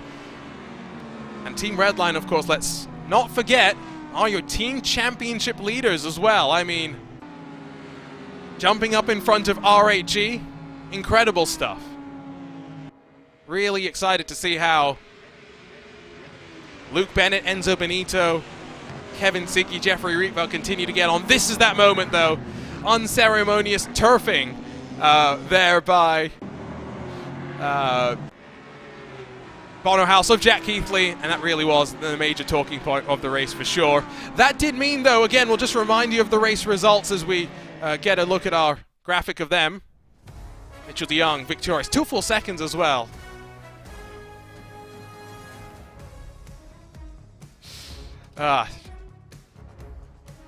Really tried to pull away to de Jong. Holtzman will be delighted with 2nd. Bennett will be happy with 3rd as well. Remember, no incentive to fight once you're inside of the top 6. It's all just about moving on forward to semi-final and qualifying from there. After that, it's Jack Keithley, though, that I think is going to be a bit disappointed. We'll see what Race Control, who has already had plenty to say, what they will have to say about this one, and then we'll see the likes of Isaac Price, Ryan Barneveld, Tim Yarshell, and Oscar Bixrud, along with Bono House, have to wait now until the middle of May to be able to try this all over again. And so that's a look at those quarterfinal 2 results. What does that mean, though, for the next lineup? Well, let's quickly show you the rundown for quarterfinal number 3. That is not what I intended to do. Here we go. That is the correct thing. It's Josh Rogers, Kevin Siggy, Kevin Ellis Jr. And remember, the magic number right now is 68 points. That is what the 24th driver has in terms of points. And so the likes of Ozil, Dirham, Dinez, Neva, and Casabon on debut have plenty of work to do. Now, Neva and Casabon, what's going through their minds? Are they thinking about this as a bit of a, I need to support the team, get maximum points in the team championship? If I get through to the semi-finals, I'm trying to make sure that my teammates advance so that they can get through to the Spring Major? Or do they think, I've got 2 rounds left, there's a maximum of 160-ish points on the board. Let me have a crack at it. Let me see if I can get into the Major. 68 points means, realistically, you need to come inside of, what, the top 6 in both finals or so? Which I don't want to trivialize by any means, but I feel like that's doable for some of these teams and drivers. So, I think that's just something to consider. Why don't we have a bit of a rundown once again through our teams, though, as we await maybe a bit of an interview with, hopefully, Mitchell de Jong, who will join us in a few moments' time. We've talked about the Apex Racing team, the BS Competition clan, and FaZe clan as well, but let's have a talk about the Furia team, especially after Lasse Sorensen. Look at the sends that man was attempting. You've got him, after missing the first 3 rounds of the championship, very much in contention to make it on forward to the Spring Major. The best of the drivers, Kake Oliveira, with Jeff Giassi and Victor Veloso currently on the bubble of the top 40 or so. Felipe Baptista, let's not forget, unfortunately going to be missing in action for the rest of the season, but he definitely showed a decent turn of speed when we did get to see him out on track earlier in the campaign. Furia, again, remember, they're an all-Brazilian outfit, but Lasse Sorensen joining the team, the Dane, but additionally they're competing out of Malta, which is an interesting place to go and race from.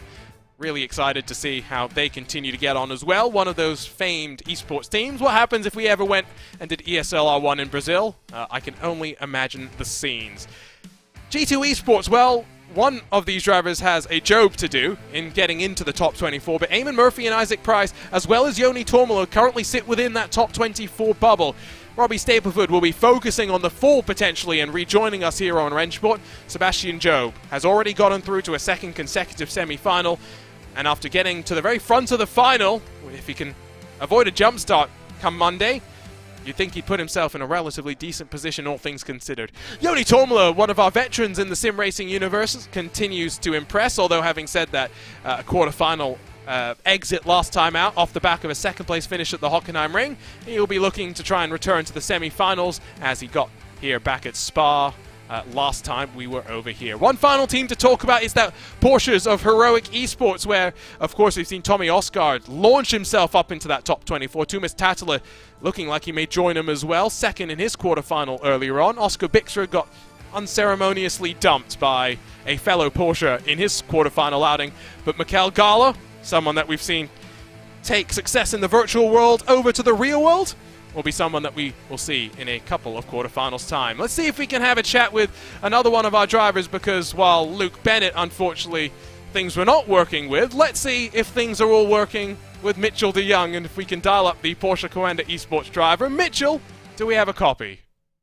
We do have a copy. Hello. Perfect. I got scared that things were broken on my end.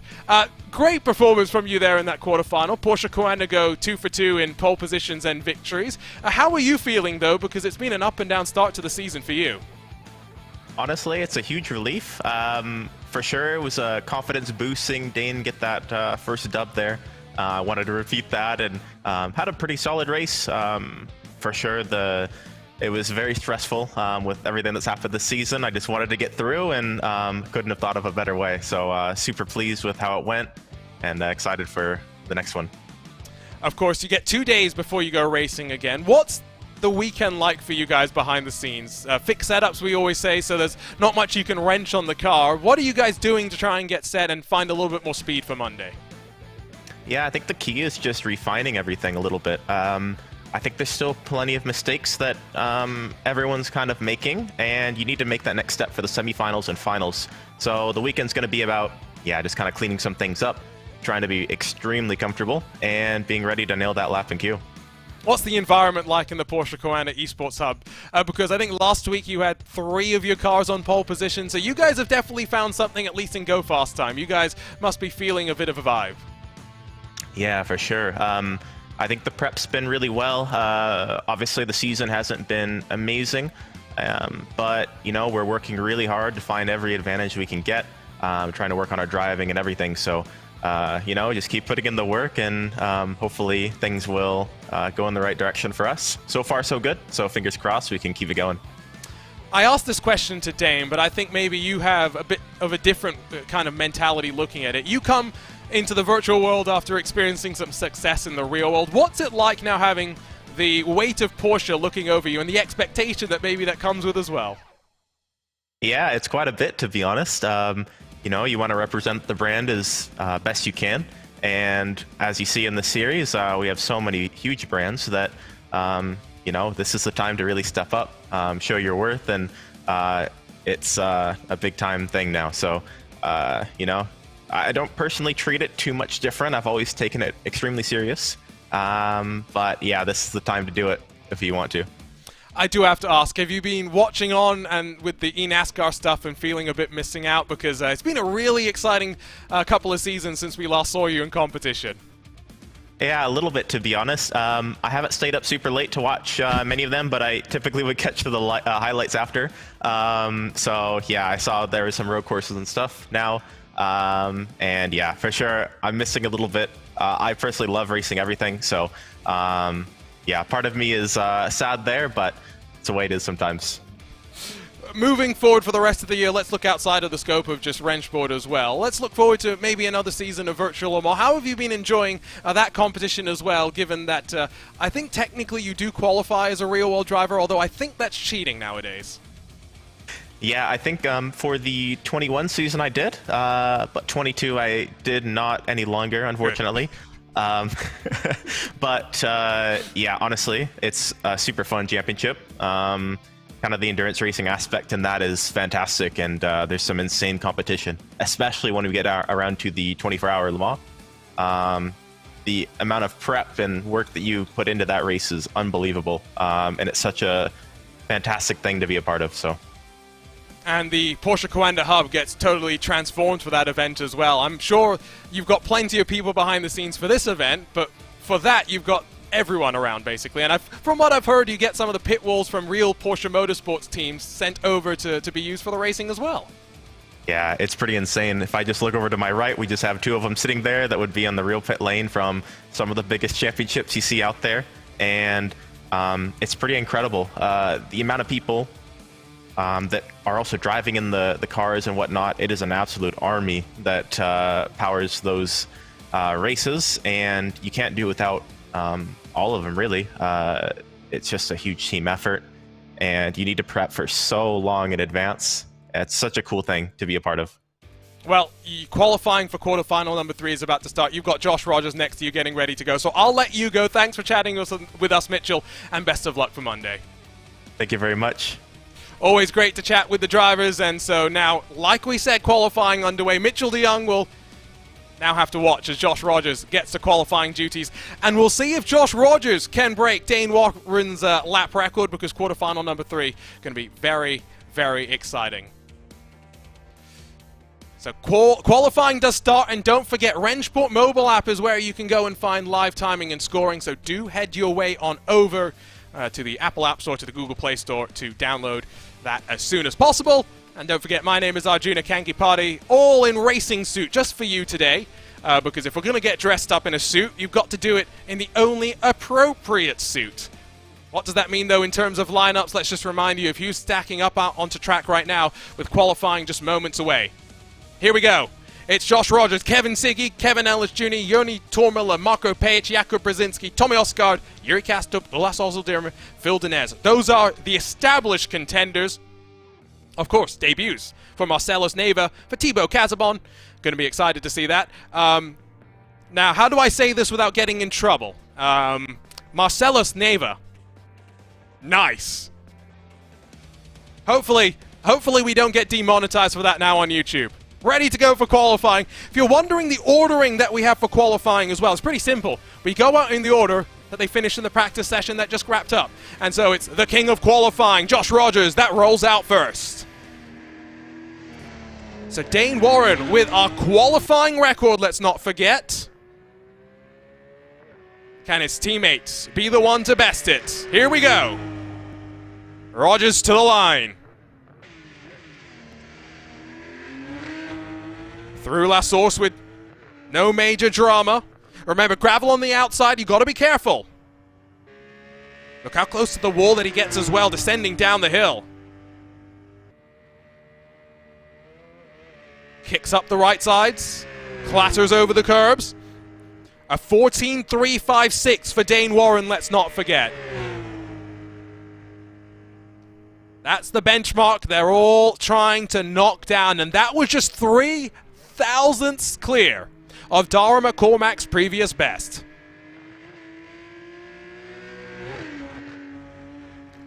Tidy through Malmedy and about as close to the gravel as you dare to get.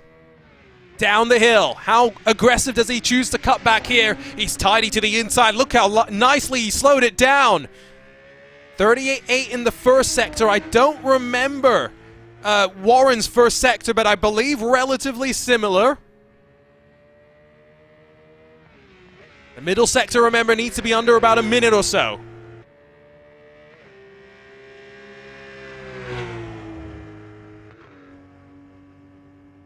$2:14.356 is the benchmark.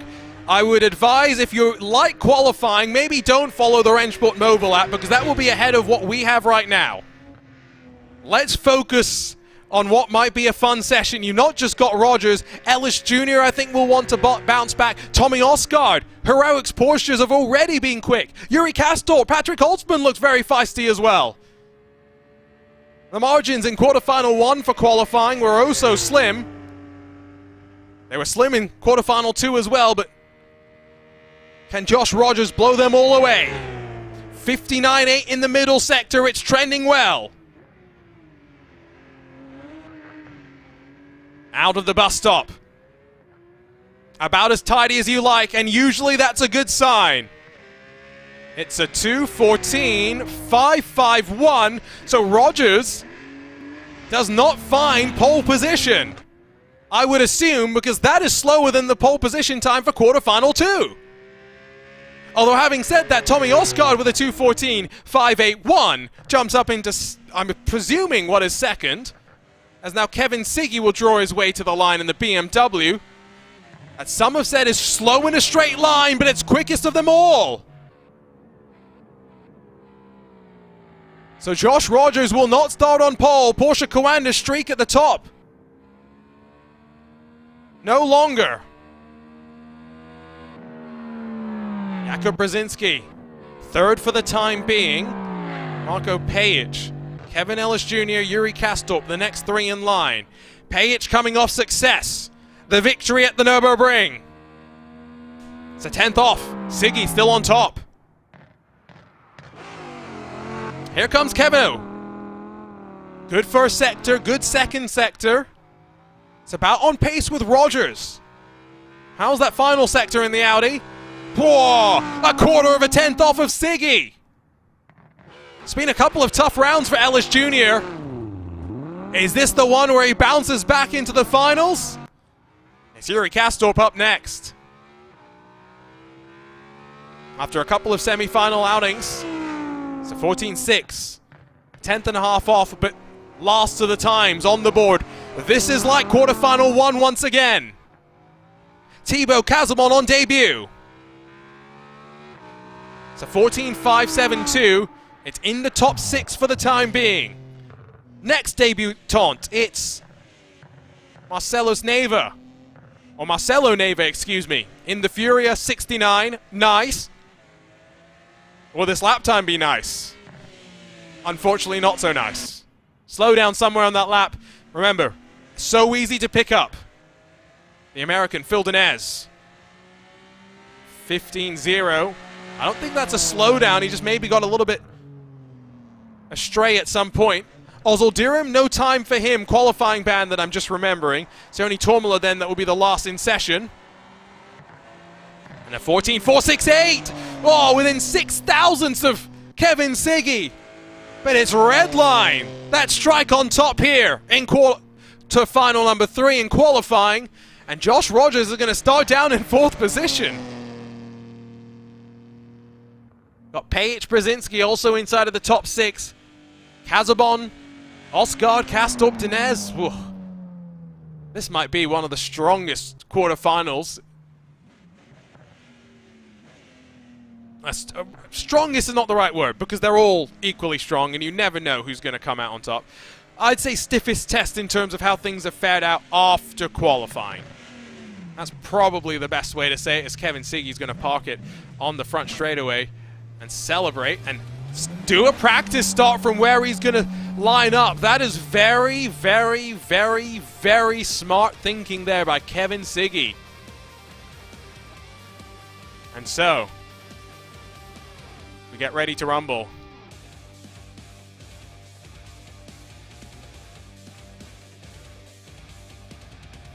It's already been an interesting first half of the day. 2 more quarterfinals, and then we will hand the stage over onto Monday, and ESL R1 returns with semi-final and final action.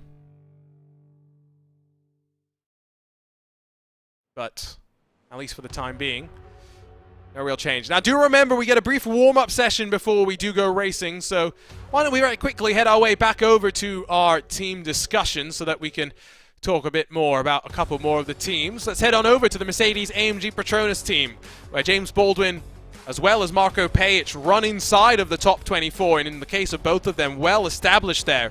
For Bono House, for Graham Carroll, not so lucky, at least yet. Time is starting to run out, unfortunately. 1 more online round after this.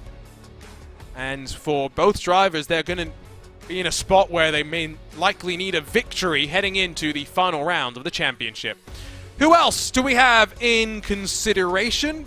Well, we've next up got Mouse Esports in their Audis. Now, this is a team that I think many of us were looking forward to seeing how they were going to enter. They've already made comments about breaking out of just the ESL R1 and doing more things, of course.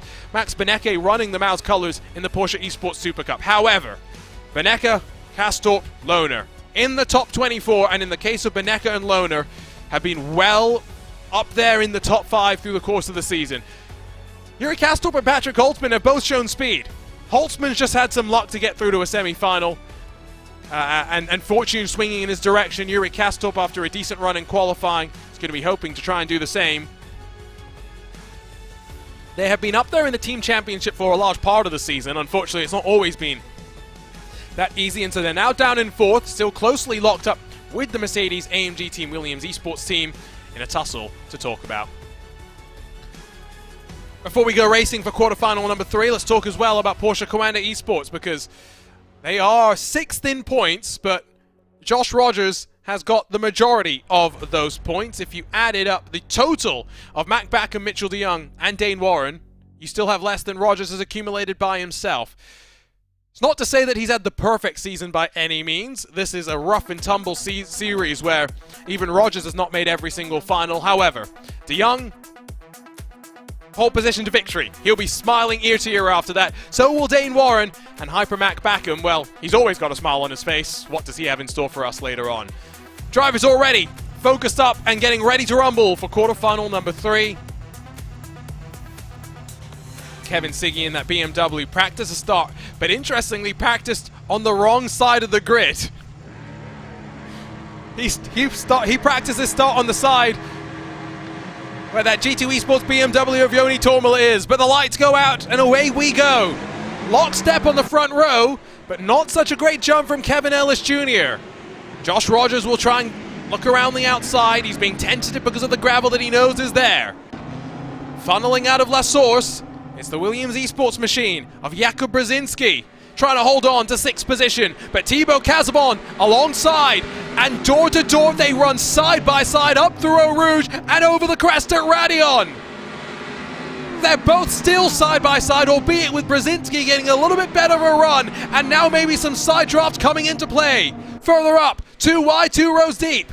It's Tormala on the outside of Siggy, Rogers on the outside of Ellis Jr. Siggy gives plenty of room, he checks himself up. Tormala still alongside. Rogers tucks back into line, and now Tormala might get freight trained. Ellis Jr. up the inside of the G2 BMW as well, but Ellis Jr.'s decision to hang back a bit enables Josh Rogers to try and move up into 3rd once again. With all 12 machines still stacked in a single file formation, the reality is no one wants to give an inch. Through Pouon, Siggy, Tormala, Ellis Jr., Rogers, as they qualified in the top 4. Pajic and Brzezinski will be the ones most in the hot seat, but also the ones that I think will recognize that Thibaut Casabon on debut does not want to make too many enemies.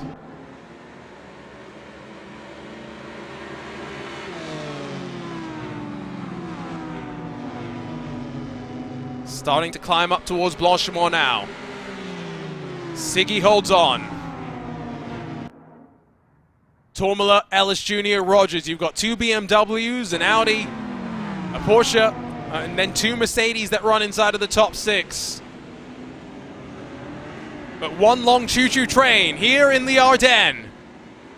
I have no idea who's going to come out on top here, with the field as close as they are.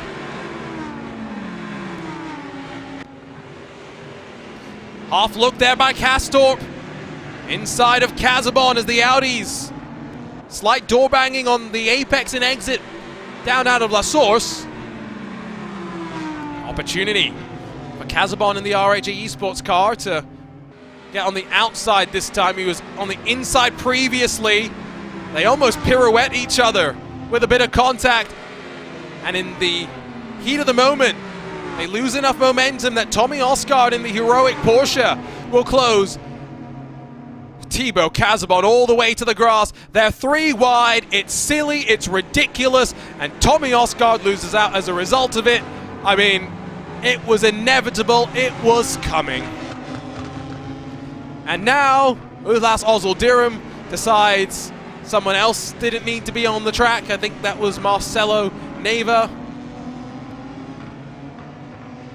Steward's going to be busy once again. Might be provisional quarterfinal results at this rate. I'm just saying. It's never something that we hope for. It could very well be a reality.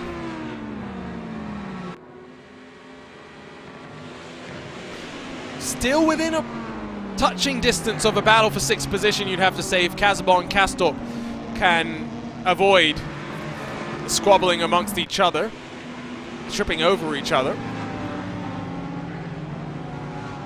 Josh Rogers is someone that has shown that he's willing to make moves in these quarterfinals. Last lap, last time out in the quarterfinals, Rogers against Sebastian Job.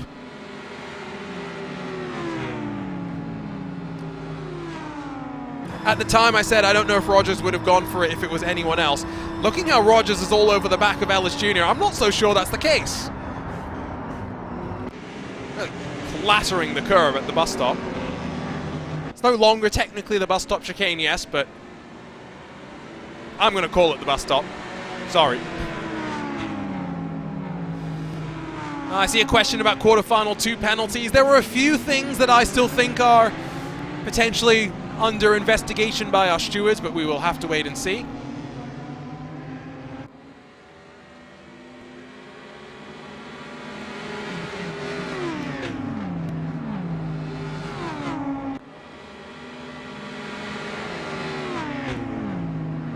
Seven-lap races, again slightly shorter since the start of ESL R1. Siggy feels enough pressure that he jinks inside on Tormula to cover off a move behind. Castorp tries to get past Casabon, who I do think is going to get the memo and allow Castorp to try and now close on Brzezinski. He'll have 4 and a bit laps to do so.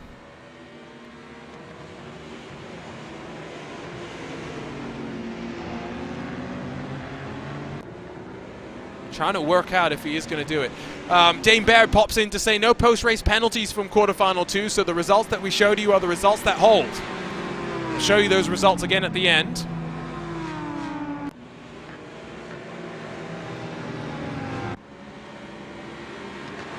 Sweeping through. Still Siggy that leads from Tormula, Ellis Jr. and Rogers as we wait for them to catch on back.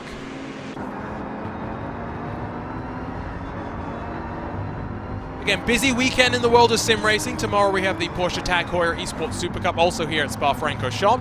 You've got SRO Esports and their Sim Pro stuff on site at Monza. Dara McCormack's flying out for that one tomorrow morning. He's still got to race in his quarterfinal later on tonight, though. He'll be up next. And then there's also Formula E Accelerate, so plenty of fun stuff to keep your eye on in the virtual world of motorsport. Last weekend was very busy in the real world of motorsport, so get your fix no matter where you look. So come to the end of lap number 3 with Castorp now within 9/10 or so. of the back of the Mercedes-AMG Williams car. And Brzezinski an equal distance away from Pehic's Mercedes up the road. I think there's a very realistic chance here that we are going to see a pretty significant tussle for 6th, especially with Kastorp wanting to try and get some more points. Jakub Brzezinski 17th. It's about 15 points adrift of the cut line. Front of the shot, Kevin Siggy. Again, just getting faded there by Joni Tormola on the outside. If these drivers start stacking up, it's going to bring not just Kastorp and Kazabon into contention, but Ozil Dirim, Dinez, Neva, Osgard. Kazabon on debut, I think, is playing this out right. Just trying to follow on forward, and much like Marcel Chinchik did earlier, Kazabon's teammate, you want to try and take advantage of others' misfortune. The other debutant, Marcelo Neva, down in 11th, still not doing bad in terms of speed to be half a second off of Phil Dinez as an example, but remember, new platform to get to grips with, to get the most out of as well, while other drivers, Mitch de Jong was saying that they're finding tense here and there between every single race event that we have. So I do get the sense that for the drivers that they're very much just trying to think about the gains week in, week out, how they can find more speed. Motec apparently is in use. That I did like hearing. As always, I'm curious what tools get used.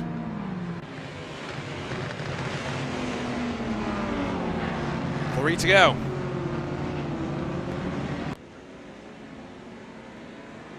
Yuri Kastorp not really closing on Brzezinski this last lap. If anything, Brzezinski just getting a 10th closer to Pehic, and so gaining a bit more of the draft.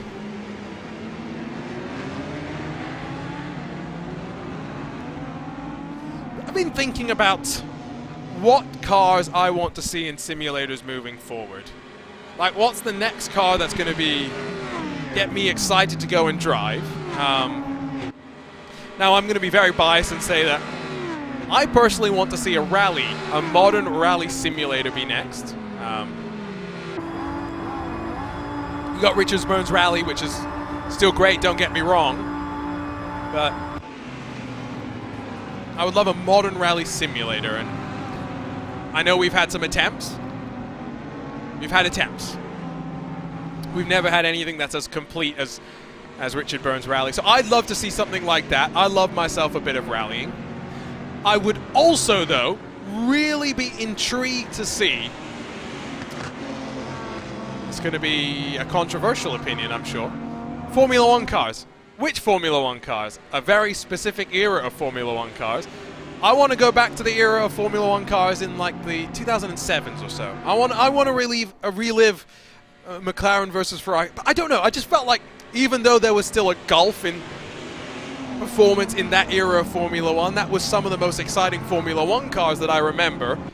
Remember, rose-tinted glasses exist, and I was 16 years younger, so I would have been a young teenager. But that era of Formula One, I like classic American open-wheel machines as well, maybe something from CART. We've got some, old stock cars now in iRacing, courtesy of Dale Jr.'s effort, so maybe we can get some old open-wheelers across the globe. Here's Josh Rogers, by the way, on Kevin Ellis Jr., and he's going to commit under the brakes. Outside converts to inside, and Josh Rogers, with the elbows out, slides up into third, as easy as you'd like. Lovely. Iku Marikala says, you mean as complete as the mods for Richard Burns Rally? You know what I mean, but yes.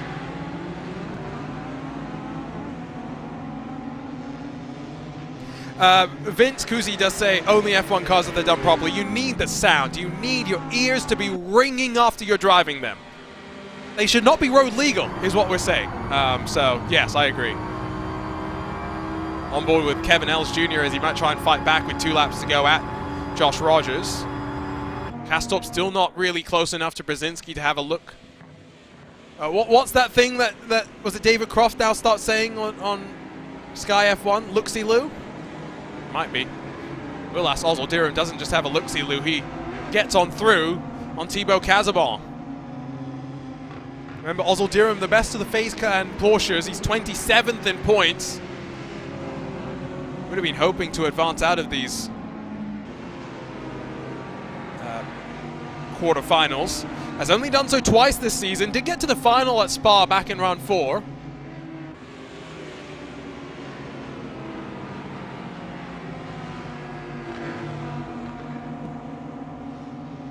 The other thing that I would like, I was thinking if I could facilitate this, but if any simulator ever has an interest in scanning a Porsche tractor, my local Porsche dealership has one, and so we can arrange it.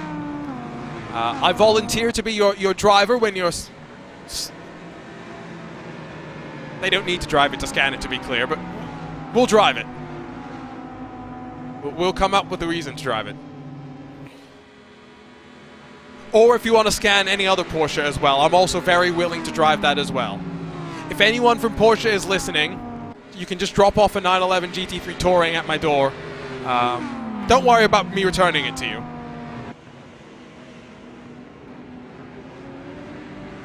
Me wishing. Kastorp's within 6/10. I think one more lap and it could have been a fight. Brzezinski's close enough to Page that he's gotten more draft than he did a couple of laps ago.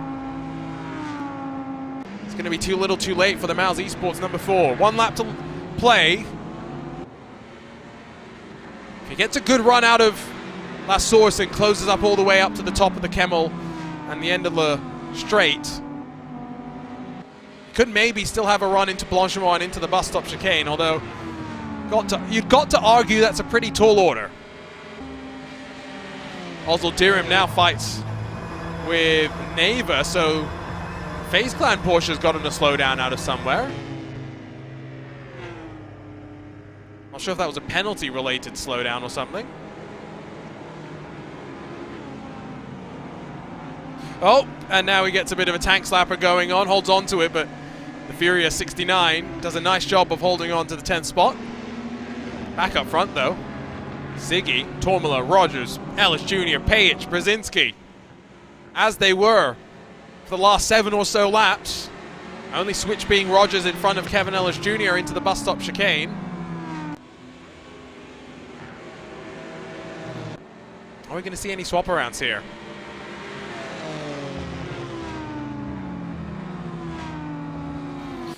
Remember again, 6 p.m. CEST on Monday. Works out to around 4 p.m. UTC for all of your ESL R1 action.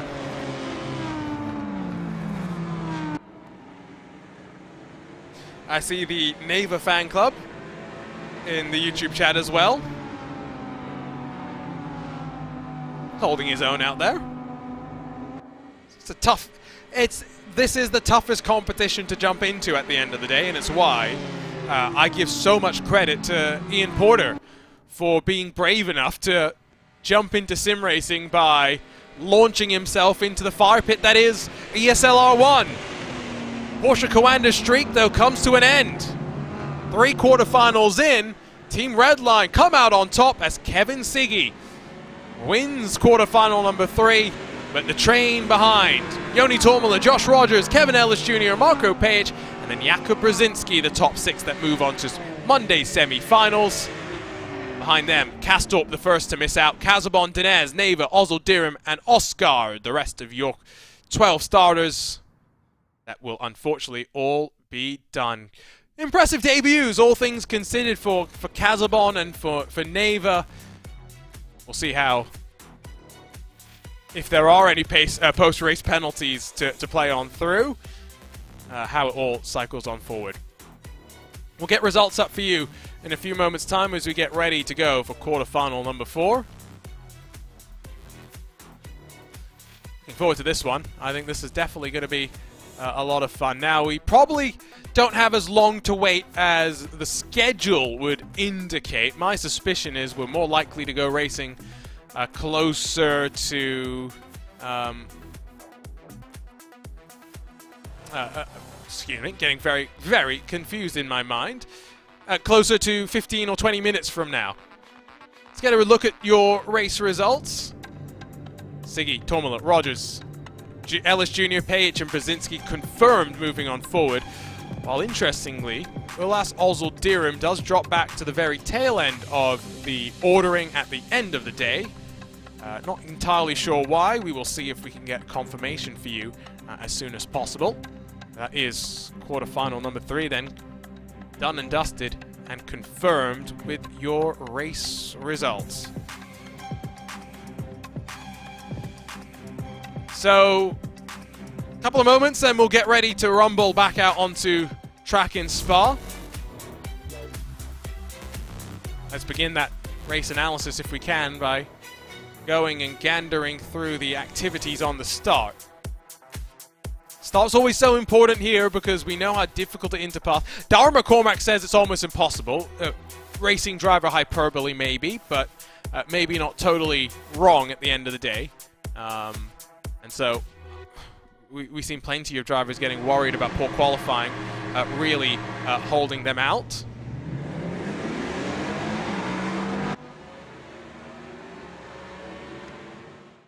Here's a look. That was a look, rather, at what was going on. As what goes on. I've just been getting word from Dame Bear that Ulas Ozil-Dirim did get a 5-second time slowdown at the end. That's why he dropped back. Not sure what that was for, to be honest, though. That's the confusing thing. Yeah, that's where I got a little bit confused. Let's go and see if we can now dial up this race start once again. As the drivers get ready to go for quarterfinal number 4. Here we go. So Ellis Jr. did not get the best launch, but good enough to hold on as Rogers tried to initially challenge on the outside. Down the hill. Got to be careful with that gravel. We've talked about that on occasion before, but all drivers squeezing on through safely. Kazabon and Brzezinski decided to be really brave and go door-to-door up through Radion, first time of asking. Still side by side because Kazabon got enough of a momentum to hold position initially, but then too wide, 2 rows deep. Siggy trying to hold off Tormala. Ellis Jr. trying to hold off Rogers. Rogers would give up a little bit earlier. Siggy got a bit wide, compromise, checked up. Tormala still side by side. Through Malmedy, Rogers filtered into line while Tormala almost got hung out to dry, but fortunately for him, Ellis Jr. was in a forgiving mood and did not really force the issue at the end of the day. But with the exception of this, there was really not much that went on in the course of this quarterfinal. We saw Rogers and Ellis Jr. swap around, but ultimately Kastorp would get in front of Kazabon and try and work to the front of the field, but it was not to be at the end of the day. And so that would mean that at the end of that quarterfinal, the results look like this. This might not be the closest of the quarterfinals we've had today, but it was very, very close with just a second splitting the top 4. And when I say closest, I mean in terms of the top 3 finishing margin, but in terms of the stretch through the top 8, very, very close. Kazabon points on debut as well with Neva, but maybe slightly frustrated that they don't get the opportunity to go again on Monday and to maybe improve even more. Tommy Osgaard maybe going to be the most furious of them all, given that he could have been fighting, and then up at the top of the Lecomb's chicane, he was dumped out of consideration in a silly, careless 3-wide moment. How careless? Well, it usually helps when you can put a picture with the words. Let's go ahead and take a look at that little moment after we grabbed a look at those race results. So Kazabon going aggressive on the block, Kastorp trying to squeeze down the hole. Not really sure what you can do if you're Tommy Osgaard at the end of the day, but he very much took the brunt of all of that. So quarterfinal 3 in the books does mean, though, that we can focus on the lineup for quarterfinal number 4, because again, these are plenty of drivers looking to try and get valuable points. Yes, the likes of Toman, McCormack, Beneka, comfortable in terms of maybe working on forward. What does it mean, though, in terms of their chances once they get into the finals once they get onto day one of the Spring Major come the first weekend in June. The likes of Murphy, Backham, Rietveld are in the top 24, but want to put some more distance between them and those behind. Oliveira, Gala, Carroll, Berryman, Khan, Porter. That's the rest of the field that will get ready to rumble. Ian Porter, again, 1 point. Great to see that he's been able to get that onto the board. And we now look to hopefully see him maybe add a couple more points. Of course, Call of Duty World Champion brings so much esports experience into this world of sim racing. What are we going to do for a few moments now? Well, we're going to step aside for the first time here on RaceSpotTV. We're going to turn your attention back over to the very first time we went racing in ESL R1, because it was a shouty time for us all as we got launched into the new virtual era. We headed over to Spa-Francorchamps, and we're going to run down the entirety of what happened to kick things off. The very first race is underway. Rietveld will lead from pole position. Marcel Chinchik alongside Fluke with a poor start. He's going to drop behind Dennis Schoeniger, who's already gone up into third. Side by side in the background, you've got Yuri Kasdorp there attacking Yoni Tormala, and Baptista sat behind as they all await to go single file. But Baptista's taking it too wide up through O'Rourke. A rocket of an opening lap. We got them all clustering further back as well, as they're now looking to rise up through. Oh, the Mercedes is on as well. Goodness me, Bono Hoos spinning it, heading through the Camel Straight, and that car now will fall to the back. No damage at this point, but he can rejoin, but it's going to be such a mountain to climb. Backham's going for a spin as well. He's just been edged off ever so slightly from Felipe Baptista as they head through the final parts of Lake Como. Crazy start to this race. And here we have a replay. Bonnerhouse was pushed off the road in the Mercedes, and it was just chaos. Yeah, Baptista now down the inside as they go side by side into the bus stop chicane. Baptista now moves up into 8th place. Barneveld now up into 7th. We've got Garner now into 6th. He is now going through the semis. He knows he needs to get on with it before we reach the halfway point of this race. He's going around the outside of La Source, but he's going to lose a position as well as Mac Backham sneaks his way through. Rietveld, though, looking to be the first driver to make history in Katowice here, as he'll come round the final section of corners, and Team Redline, Jeffrey Rietveld, will win the first ever race on Rennsport. What a drive from Jeffrey Rietveld. Marcel Chinchik, Jamie Fleek behind. And it is pedal to the metal, and it is go, go, go, go, go. Dave Warren gets away well as they head down towards the source. You can see the RAG team trying to find their way through, but leading through turn 1 of the source, and Mouse also creeping through. Dave Warren a little slow out of turn 1, and now the Mouse car takes the lead of the race. Up towards Lake Com, here comes Warren again. But now streaking through, Dane Warren looking to rub shoulders there. Here comes Lerner though, straight back down the inside into Ravage. They've been rubbing shoulders since the start. Gravel trap for Lerner. Lerner off the track, and now he's reduced to 4th place. But Warren isn't out of it yet. We've got to fight for the lead as we're now seeing Robbie Stapleford, the man who has come here, certainly full of venom. G2 take the lead as they go nose to tail. He took the initiative. He slipped it through the inside on lap 1 and was able to take the advantage, the early advantage, but it all came undone through the middle sector. Yeah, I get the feeling there might have been contact front to rear then with the Mouse driver of Lerner getting into the rear end. We didn't see that with Fury having an issue at Lake Com. We just saw Moritz Lerner deep dive through Bruchels. The car can get a little unsteady if you ride that curb on the inside as well. Very easy to oversteer, but Moritz Lerner, so much experience in this man. Well, the stapler has hit the front. Here he goes. Robbie Stapleford leading from Warren. We've had 3 different leaders already as Kevin Ellis Jr. is having issues outside of the all-important top 6. He's got down the inside Jakub Brzezinski. And it's Waze Mercedes. Oh, it's that again. Certainly now you can see Dane Warren. Oh no! Big moment. Dane Warren is round. The man who was leading at the very start took pole. He's at risk of going out. And he has gone out. He's out. He's off the track. Warren reduced towards the back end of the field, and he's got a penalty. We'll take a look though at the replay as to what happened. So we see the red line car backing off. Warren straight down the inside. He makes contact with the stapler, and he is the one sent around. Apex comes through, but watch this. All importantly, as he got back going and he made contact with Williams Esports and went again. Was the move too late?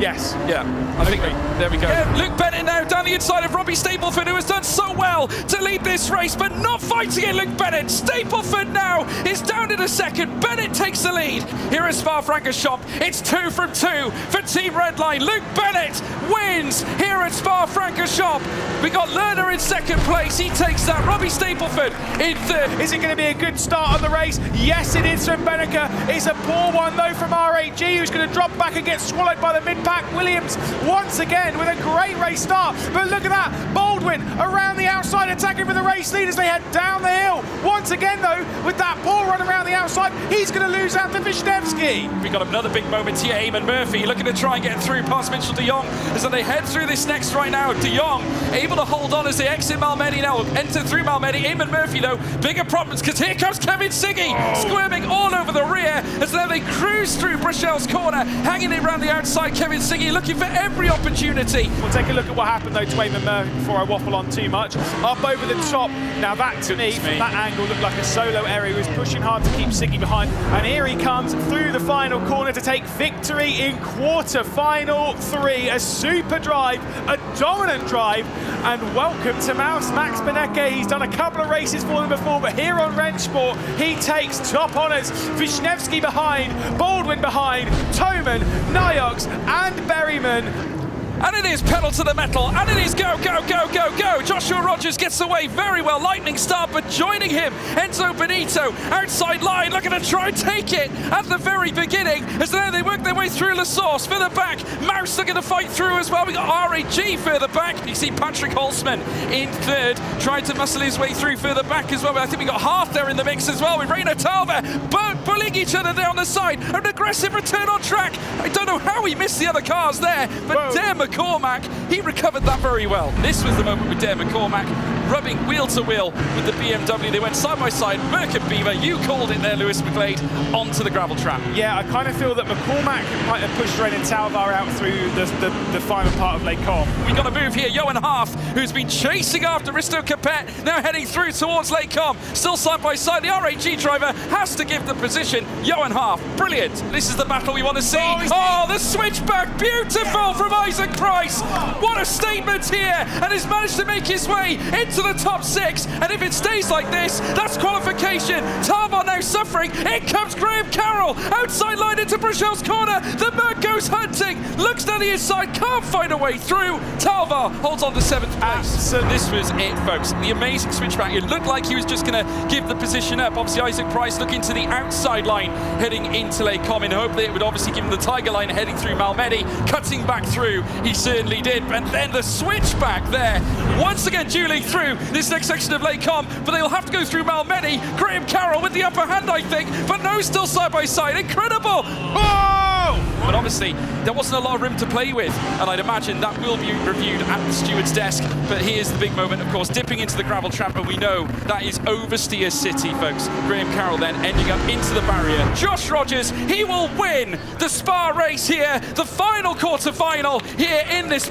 cracking event. Sensational drive from Josh Rogers, dominant performance. Enzo Benito, he'll come up to the line as well in second place for Team Redline. Yet another one for them with Johan Half in third place. First of 2 semi-finals here in ESL R1. We're racing at Spa, we are underway, and for RAG it's not a particularly good launch as Marcel Chingching's got down the inside of his teammates. Are going to be contact between the two? No, there isn't. It's Audi R8 1, 2 and 3 as we power our way down the hill. Morris Lerner with the advantage. RAG back to single file. And again, a late move here. He's going to tuck it up the inside through Lafanier as they make their way through now out of this next section. Is he going to hold on? Giassi still looking for a way through, off onto the gravel trap, and that's Kost Schrodinger. Gala moves up into 11th place. Yeah, QF1 winner Jeffrey Riefeld sat in 9th. He'll want to move forward. Defensive move taken by Kevin Ellis Jr. Let's look into the outside. Yoni Turmela's going for it, and he's made it stick. What a super move for G2 Esports. Yoni Turmela has certainly been taking some notes out of his copybook, but it's not over yet. Look at this now, Kevin Ellis Jr. looking to fight back. Oh, the rear end being lost there from Yoni Turmela. This is the moment. Let's see what happens to Turmela then. So he's got his teammate directly behind him in Robbie Stapleford. Stapleford looks down the inside now, he's overcooked it, he's gone. Yeah, very late on the brakes in the bus stop then, that's what cost him. But obviously, that's technically a cut course violation, so I suppose he's got to give the time back. Moritz Lerner comes across the line and books in place into the final with the best result possible. Chinchik, Yujovski, Bennett, Fluke. We're about to go green here in this final semi-final race. All 5 lights are lit.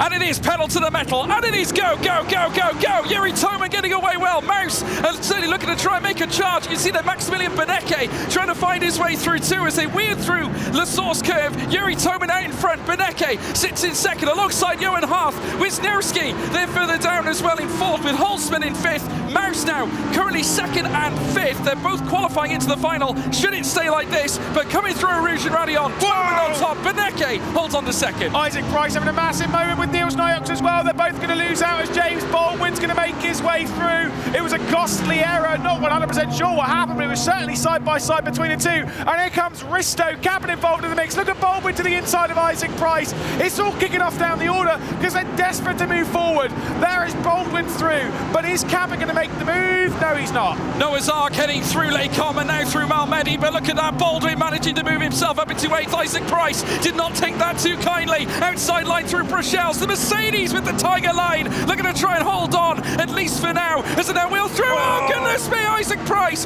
Major moment there when he came together with Niels Nyox, heading through now the Jackie X curve. Josh Rogers might choose to go for a tactical overtake here just to help his cause. Down the outside at bus stop, now inside line for Holzman, sneaking through though. Brilliant move, and certainly now it will be Josh Rogers up into 5th place. Holzman's trying to fight back, a bit of a squeeze. Baldwin down the inside though. He's sent in. Holzman's gone round. Holzman sent for Mouse, and that is a big drama. Baldwin making it 3 wide, and he's still dragging it there with Benito, side by side to Eau Rouge. Yeah, Baldwin now still remains in the fight for this P6 as well. Further back, well, this case it's 7th spot. Here comes Isaac Price. Oh no! Baldwin now in the top 6. I tell you what, I saw it coming. This top 6 fight is sensational. We'll take a look at the replay at the start. And we do have an update. James Baldwin, 5-second slowdown due to causing a collision at turn 1. This was just absolutely crazy. Confirmation of that penalty. We'll see it once again when we go back to the live pictures, looking at some of the replays. That's what happened to Risto, Capit and Peter Berryman, and sent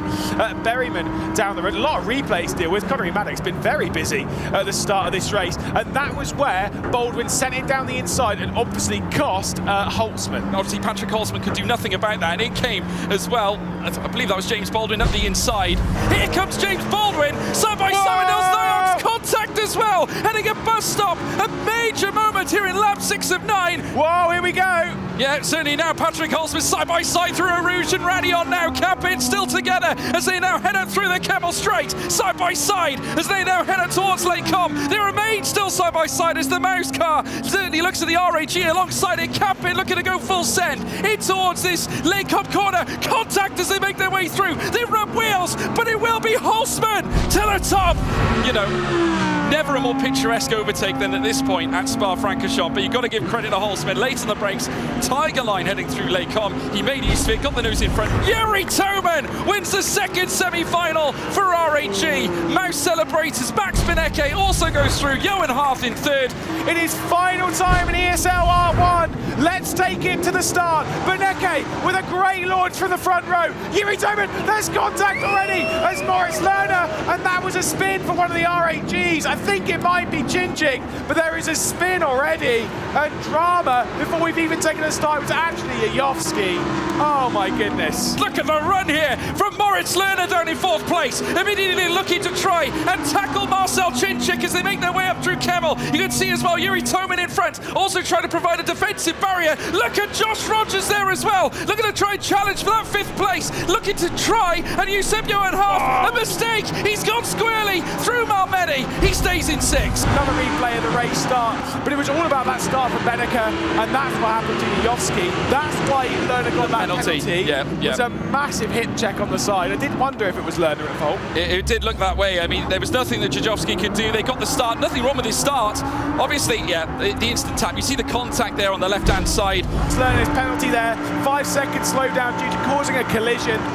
And now he's down to 8th. It says Rogers. He's going for something. He's trying to get past Johanard. He's got the inside of Malmedy. This could end in drama. We can see that we got Lerner, I think, further back. Just look at Isaac Price coming into this. A switch back. It's Rogers. Rogers has moved up. Isaac Price also looking to take the advantage as well. Johan Haar fighting back as they enter the Jackie X curve. The G2 Esports car, though, could not quite get through. The Chill Blast Williams livery now squeezing to the outside now as they head through towards Lane Com. Enter the fray. Moritz Lerner as well. Outside line, they make contact now on the outset of Lane Com. Heading through towards Malmedy. Still side by side. Price with the muscle. Mr. Muscle. Here comes Moritz Lerner. Yeah, I think Bennett might come through as well. It could be a mistake, but look at this as well. Ellis Jr. is looking for that down the inside. Absolutely insane. Moritz Lerner down the inside of Nikodem Vishnevsky. Bennett to the outside coming down towards the X-curve. Falls back into line, but Vishnevsky absolutely on the limit there. Bennett just has enough there to hold off the assault, but in comes now Lerner on half as well. Isaac Price obviously given the penalty now as they round Brachel's corner. Here comes Price. Price slicking it up the inside. Can't quite find it, but still Half remains in 6th. The final chicane beckons, and history is about to be made as Max Benneker wins the very first round of ESL R1, and you can see how much that means. Absolutely incredible.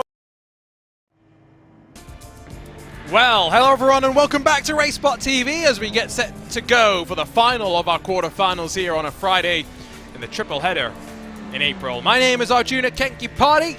Delighted to have your company here on RaceSpotTV. Don't forget, live timing and scoring available by heading to the Apple App Store to the Google Play Store to download the Wrenchport mobile app where you can follow your favorite teams and drivers. Want to give a shout out to Dane Baird behind the scenes over, of course, at ESL headquarters, working on the in-game feed. Very excited to go for the final time in this qualifying session. Yuri Toman's fastest in practice means he's going to be the first up when we get to qualifying itself as well, so that's going to be rather intriguing. Can't wait to see how that's going to play itself on out. Remember, Hyperpole qualifying, one and done. The margin for error is pretty fine, and already we've seen a handful of teams and drivers very much be caught out by it, so they're definitely already aware of just how important it is. There's a look up at Blanchemont. That's one of the corners where you've got to be the most brave. The other place where you do have to be brave is in towards Eau Rouge and Radion, of course, but I don't think it's necessarily the most technically tricky part of the track by any means. This is just a monumental climb. You've now got a grandstand off on the outside as well, which is nice to see. Be an interesting spectator standpoint, that is for sure. Anyway, here we go. Qualifying for the final time in the quarterfinals. Yuri Toman was our points leader a week ago. What can he do in that RAG Audi? We'll jump on board for a lap riding out of La Source, but look at just how wide he is on the entry, trying to get almost onto the grass. And now over the shoulder, we jump on board down the hill as Yuri Toman descends in towards the entry of Eau Rouge, almost clipping the wall on the right-hand side, and then maximizing that curb on the left, flicking right, then back over to the left. You hear the engine almost just moan and go down a note as it worked its way up the hill. And now you continue to climb up the Camel Straight in towards the Lacombe chicane. Some drivers will straddle the curb on the left side to maximize the turn in even more, but it's really just about sticking on the inside on the exit because Malmedy is such a pinch point so many times. You want to try and keep as much momentum as you can through there. Descending down the hill into a corner that's got many, many names. I refuse to give it a name. It is no name corner to me. Or rather, that's Rivage. This is the no-name corner. I've got gravel on the inside and the outside. It's a bit weird. You got the motorcycle layout, of course, as well. Then through Pouon, the double left. Toman having to be a bit reserved on power. Remember, Dane Warren's lap record was set in quarterfinal number 1 qualifying, a 2:14.356. Can anyone beat it? Don't think this is going to be the lap, excuse me. You just get the sense that this is a bit scruffy. Middle sector, high 59.9. 38.7 first sector, excuse me. Come down to this final sector.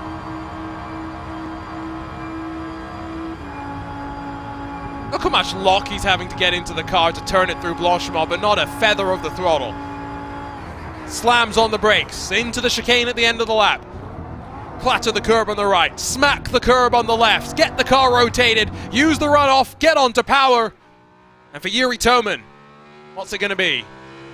It's 2:14.557, so it's almost 2/10 off of that benchmark from Dane Warren. Next up, the very first winner in ESL R1 history. Better lap overall so far, and indeed almost 2/10 clear. Benecke to the front.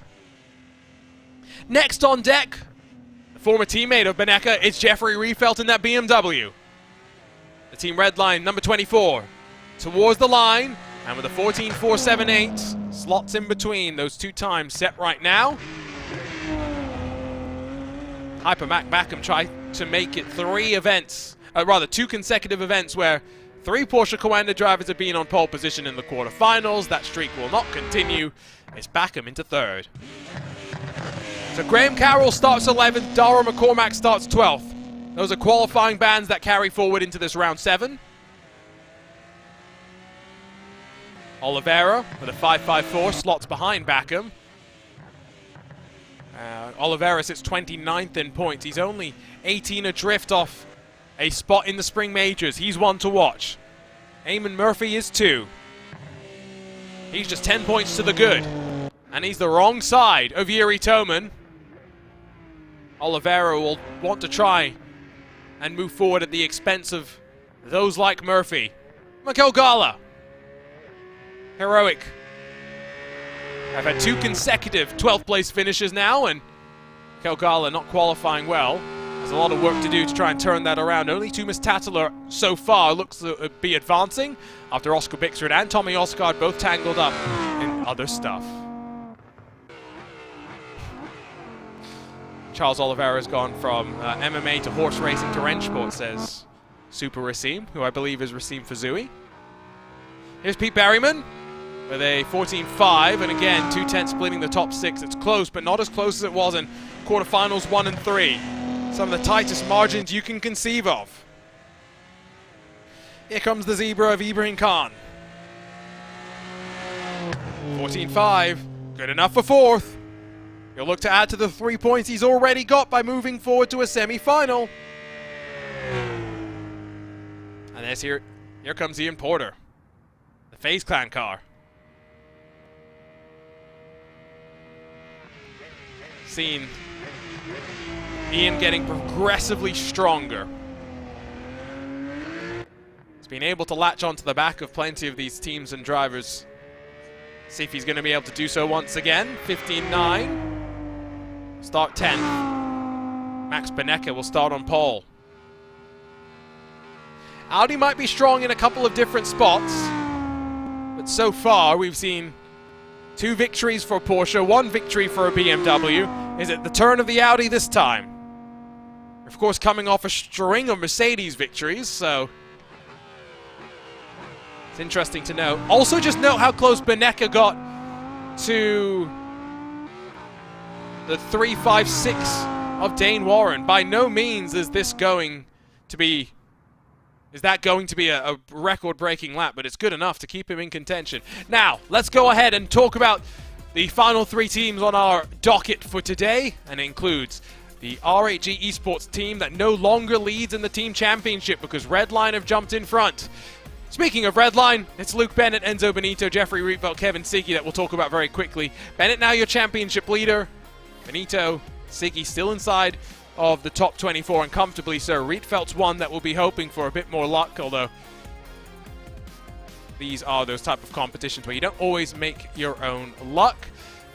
Another talk quickly about R8G, with only Risto Capit unable to fire on off. Chinchik 4th, Toman 2nd, Yayovsky 6th. So it's a good lineup unfortunately no longer leading in the team standings. One final team for us to very quickly talk about in this brief warm-up session before we go racing for the final time today. It's the Mercedes-AMG Team Williams Esports.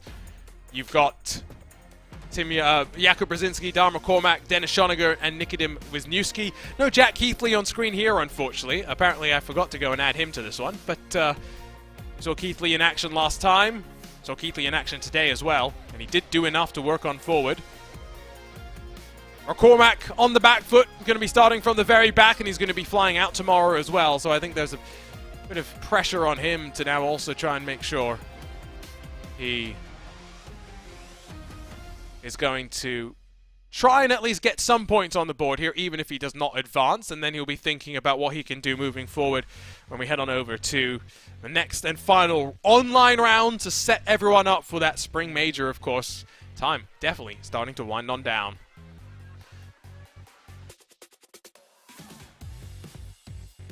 So, the question is, can you work your way from the back through from the back of the field?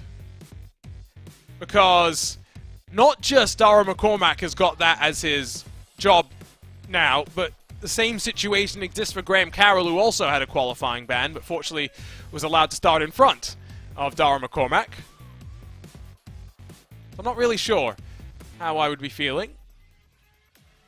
I think Benecca's got a good chance at the very front of running away. I think he's definitely looking like the strongest contender of them all. And so that's going to be a lot of excitement. Before we go racing, just remind you all, over my shoulder, armor.gg/collections/RaceSpot. Use the coupon code RaceSpot for 10% off. Now, you can't get this very fashionable driving suit. You can get this very fashionable RaceSpotTV t-shirt. You decide which one you'd rather prefer. I can tell you I'm not as sweaty in this racing suit as I thought I was going to be. I think the drivers might be a little bit more sweaty than me, to be completely honest, because I'm cool, calm, and collected, getting ready for quarterfinal number 4. And so with that said, here we go. The final 6 spots on the line. The engines rev for the final time today in the Ardennes. Benecca drops the hammer and gets a great launch. So did Mac Backham from 3rd. Behind though, inside for Oliveira, trying to challenge through La Source, as the BS competition car of Ibrahim Khan almost loses the rear end. Now Khan has got to challenge, as Yuri Toman will be just alongside. They all are going to single file it out though. Discretion the better part of valor. Murphy's going to try and now get the slingshot of all slingshots as they work up, still climbing onto the Camel Straight. Front of the field, Rietveld to the inside of Benecca. Don't know if Benecca's really going to fight too hard here. And indeed, slotting back into line. He knows second's good enough. Ibrahim Khan still holds 5th, Toman 6th, Murphy 7th. Dara McCormack's already up to 9th. Although Pete Berryman will try and work on forward. And now here comes Graham Carroll as well. We're 3 wide down the hill into Rivage. Of course, single filing it out from there. McCormack's got a great chance, you've got to think. Gala, Murphy, Toman, that's his route forward to a semi-final.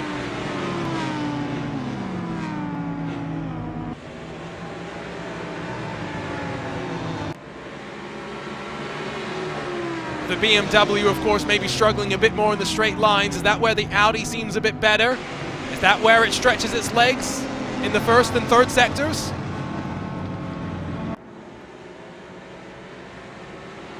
I'd be hard-pressed to bet against Dara right now. But he did say his preparation was slightly limited.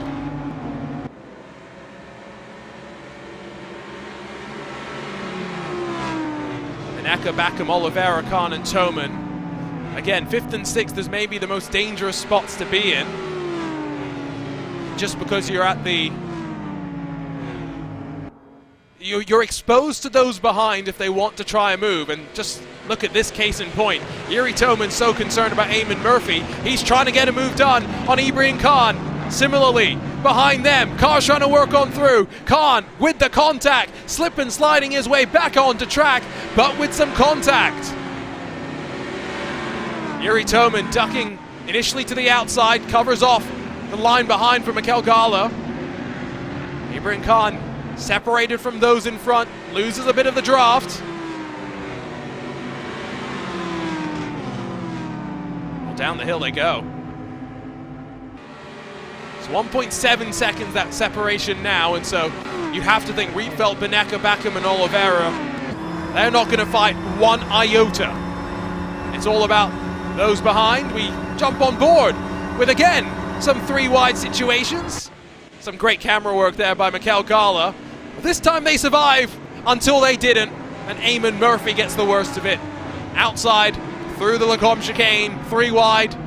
Second time in as many quarterfinals we've seen that. Gala tries to clear himself on McCormack's nose, and now Berryman will try and take advantage. Look at them just playing bumper cars down through Rivage as Berryman bullies his way past McCormack. Just a bit of optimism from a couple of the drivers at this point in the race. Not everyone thinking with a clean head.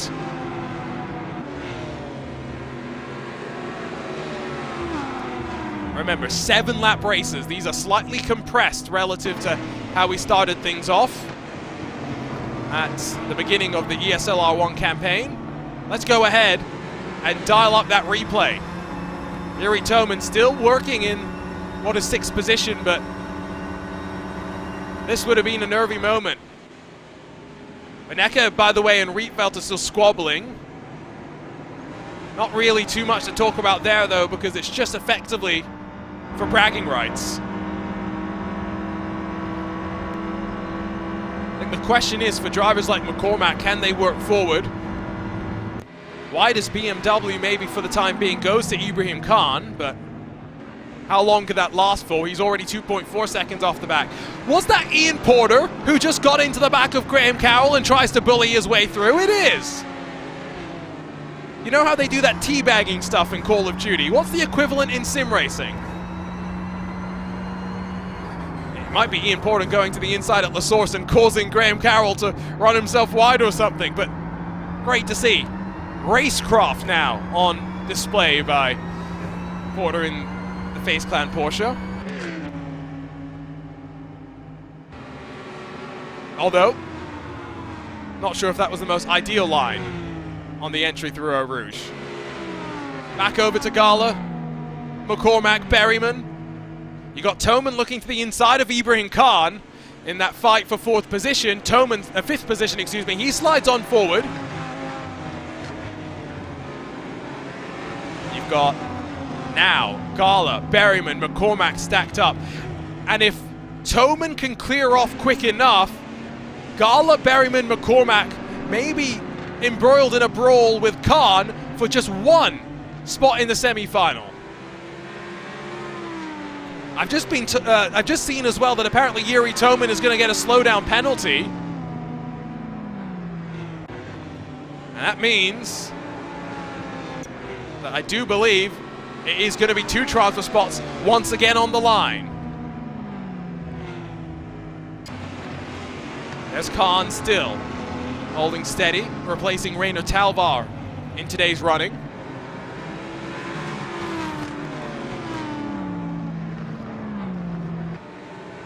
I'm still trying to figure out what's the best baseline. In mixed martial arts, we have this joke about what's the best baseline for entering. And so sometimes we make jokes about how wrestling is traditionally the best base for mixed martial arts, but you make memes about how getting drunk on the streets is the best base for wrestling, or sitting in your sunroom and reading books is the best base. What's the best base for Rennsport though? iRacing, Assetto Corsa R-Factor, which gives you the most transferable skills? You don't need skills to bully your way on through. That's what Mikkel Gala tries to do. Ibrahim Khan will try and get the momentum off of the corner. And now, oh my days! Oh my goodness gracious me! Yuri Toman with that slowdown penalty. Stationary. And Pete Berryman ran into him, I believe. Oh my goodness gracious.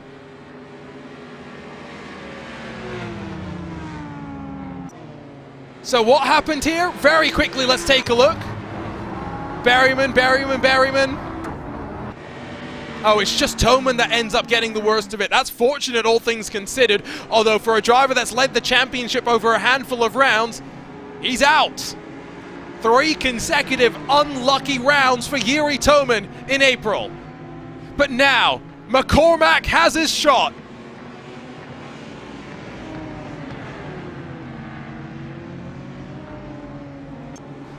So we know that the top 4 basically locked and loaded. Benecca, Riedfeld, Backham, Oliveira. It's between Gala, Khan, McCormack, Berryman and Carroll for 2 spots.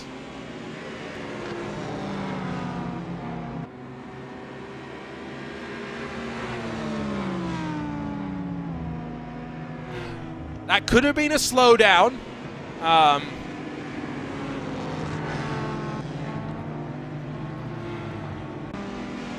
I would also wonder, though, could that be anything similar to some of the other technical things that we have seen? Yuri Toman's still going, so it does indicate it was a slowdown, and I think Lewis McLeod, who has a lot more experience of this than me, is saying it was a slowdown as well, and Yuri Toman maybe didn't serve it properly. There was a good suggestion, which I was just about to say, that we could have a long lap penalty. I was advocating for this a lot more in motorsports, because I feel like it's a great way to do stuff is have long lap penalties. The equivalent of a Joker lap in some ways. Berryman to the inside of McCormack. It's Audi on Mercedes, but it's never really on through there. Question will be, with 3 to go, including this lap, is Khan going to separate himself from Mikel Gala, and will it leave just 1 spot on the line?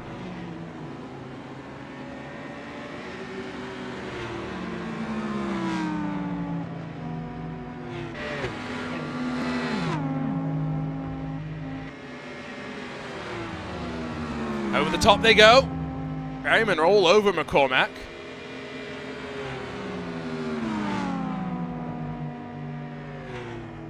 9/10 the margin up front. Is McCormack more concerned about maximizing points here, or is he thinking about trying to get closer up towards Khan? That section through Lecombe has been so tricky for them to get through side by side without losing a whole heap of time. And once again, almost 3 abreast. Graham Carroll pushes his fellow Mercedes and McCormack down the hill.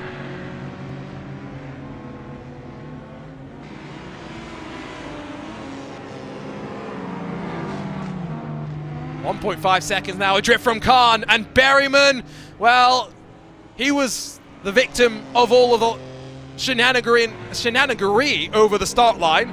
That time, just misfortune through the course of racing action. See if we can grab a look at all of that sequence as well, because they weren't taking no for an answer, and here is a look at the replay. You had Berryman, who was almost latched on to McCormack and getting overly rotated by the car initially. Berryman somehow doesn't get too slowed down by the gravel on the exit of Malmedy. And then down they go. There was a bit of contact there on exit as McCormack slid up through the track, and so Berryman slides on through. And at the rear end was already around. I just wanted to confirm that before I said there was no contact. There was no contact in that one.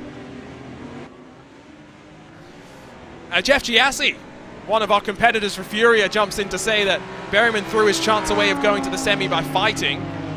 And indeed, that's something that we talk about so much, is the fact that you've got to decide sometimes that it's better to hang on back. If we had the chance maybe to talk with McCormack after this, which I don't think we will. He was gracious enough to talk to us after quarterfinal number 1. I think he would have said something similar in that it would have been nice to have been able to have the chance to close on up. I see there's a lot of consternation and discussion going on about whether Yuri Toman did something wrong about serving the penalty. Now, remember, this is a system that exists in other platforms as well, the automatic slowdown that I mean. And so, in a lot of other platforms when that happens, you get ghosted for reasons like this. Maybe Yuri Toman saw the guys going side by side and thought maybe it's best if I stay in the middle and they split me up. Don't know what the thought process was there. I'll just be completely honest. but any system where you're automatically slowed down is always going to be more dangerous inherently than a system where you have to knowingly slow down and give up a certain amount of time. Because the onus then becomes on the driver, if you understand what I'm saying. I'm not saying the iRacing slowdown system is perfect, to be perfectly clear. It is not. However, it again puts the onus onto the driver to be safe.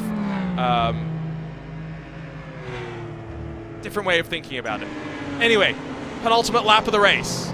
McCormack back within a second of Khan, who has really now lost touch of Mikel Gala, but surely too little too late. Ian Porter's not just going to get 1 point here today, by the way. Ian Porter's going to add 3 more points to his tally tonight. At least provisionally. I hope that's... Okay. If there's a commentator's curse that comes down, I will go into hiding. Max Benecca at the front, though. Final lap of the race. Our first winner in ESL R1 history. 1 more lap to go to win in quarterfinal number 4. As you'd expect, Rietveld, Backham, Oliveira behind have been very, very content to just ride in tow and advance on forward with that Mouse Esports Audi. I wonder if this is an ominous sign for Benecca this weekend. Yes, he has to jump between sim back and forth, however, he's not having to worry about going between different tracks back and forth. Is that a good thing? Is that a bad thing? I'm not entirely sure. Interesting to hear his thoughts on that. Half-hearted look there by Jeffrey Rietveld. Not really sure he was ever really considering that one, but shows us no, just to be safe.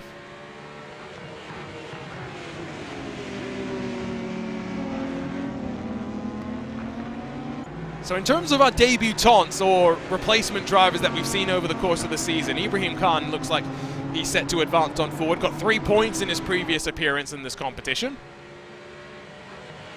Of course, we saw Thibaut Casabon, Marcelo Neva, 8th and 10th in the previous quarterfinal.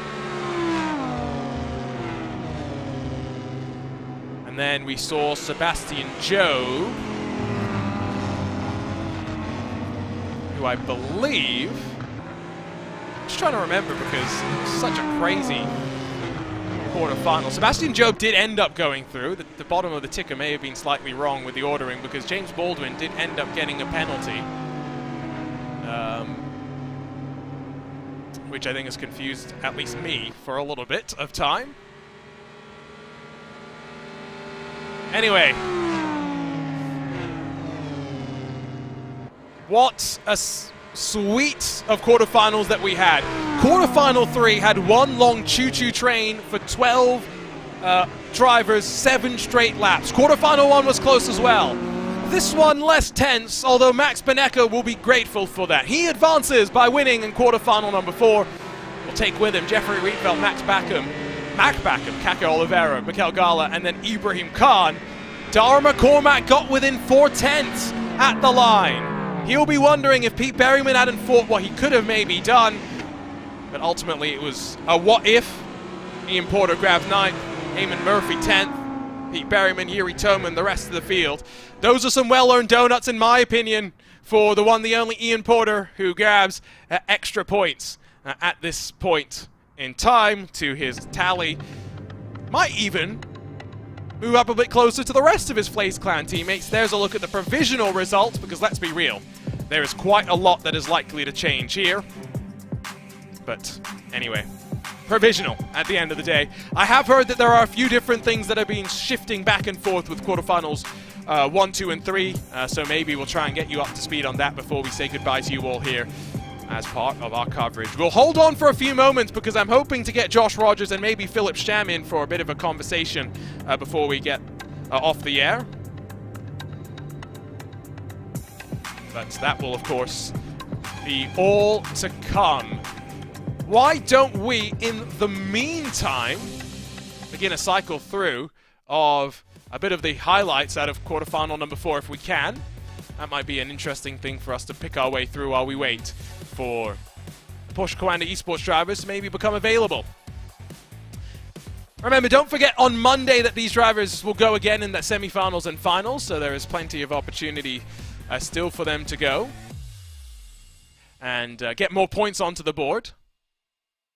I always feel like the semi-finals are very, very tense for many of the drivers, just because you don't want to lose out there. You get some points, yes, but the way that the points have been played out in the championship very much has lent itself to consistency, putting yourself in good positions. Let's go ahead and grab a look then at some of those replays, starting with the start. And we'll just filter through some of this as well. Nice and tidy through the opening corner. Already you could tell what a race it was going to be for Ibrahim Khan, just getting sideways initially. And down the hill they went. All just figuring it out. Single filing through Eau Rouge, up through Radion. And then this is where I think they all started to think about how the rest of the race was going to play out. Benecke saw Rietveld to the inside. He did not want to fight. He knew he was in a good spot to maybe break away from a peloton behind. You had Khan, Toman, Murphy that initially all stayed single file. Just keep watching though. Further back, you had Berryman down the inside of McCormack that went from 12th up to 9th on the start. Then there came Graham Carroll to make it 3 wide. Berryman almost closed the door on himself there. But in towards No Name, it was safe for the time being.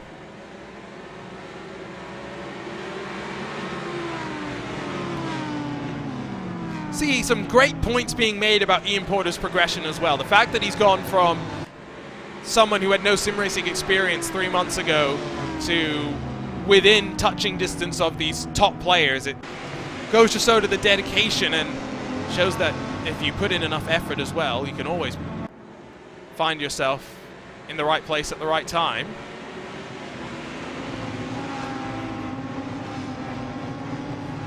I do wonder who Ian Porter's getting help from, because surely he's getting some wise words from plenty. And so I'm wondering who's giving him the most salient advice and how he processes that, using his experience in Call of Duty. How does he look at telemetry, analyze the data, etc., etc., etc. Yuri Toman would look to the inside of Ibrahim Khan at the end, and that's where you saw Khan's BMW get pinched and turned almost all the way around. He was able to gather it back up, but it was only really starting at that point.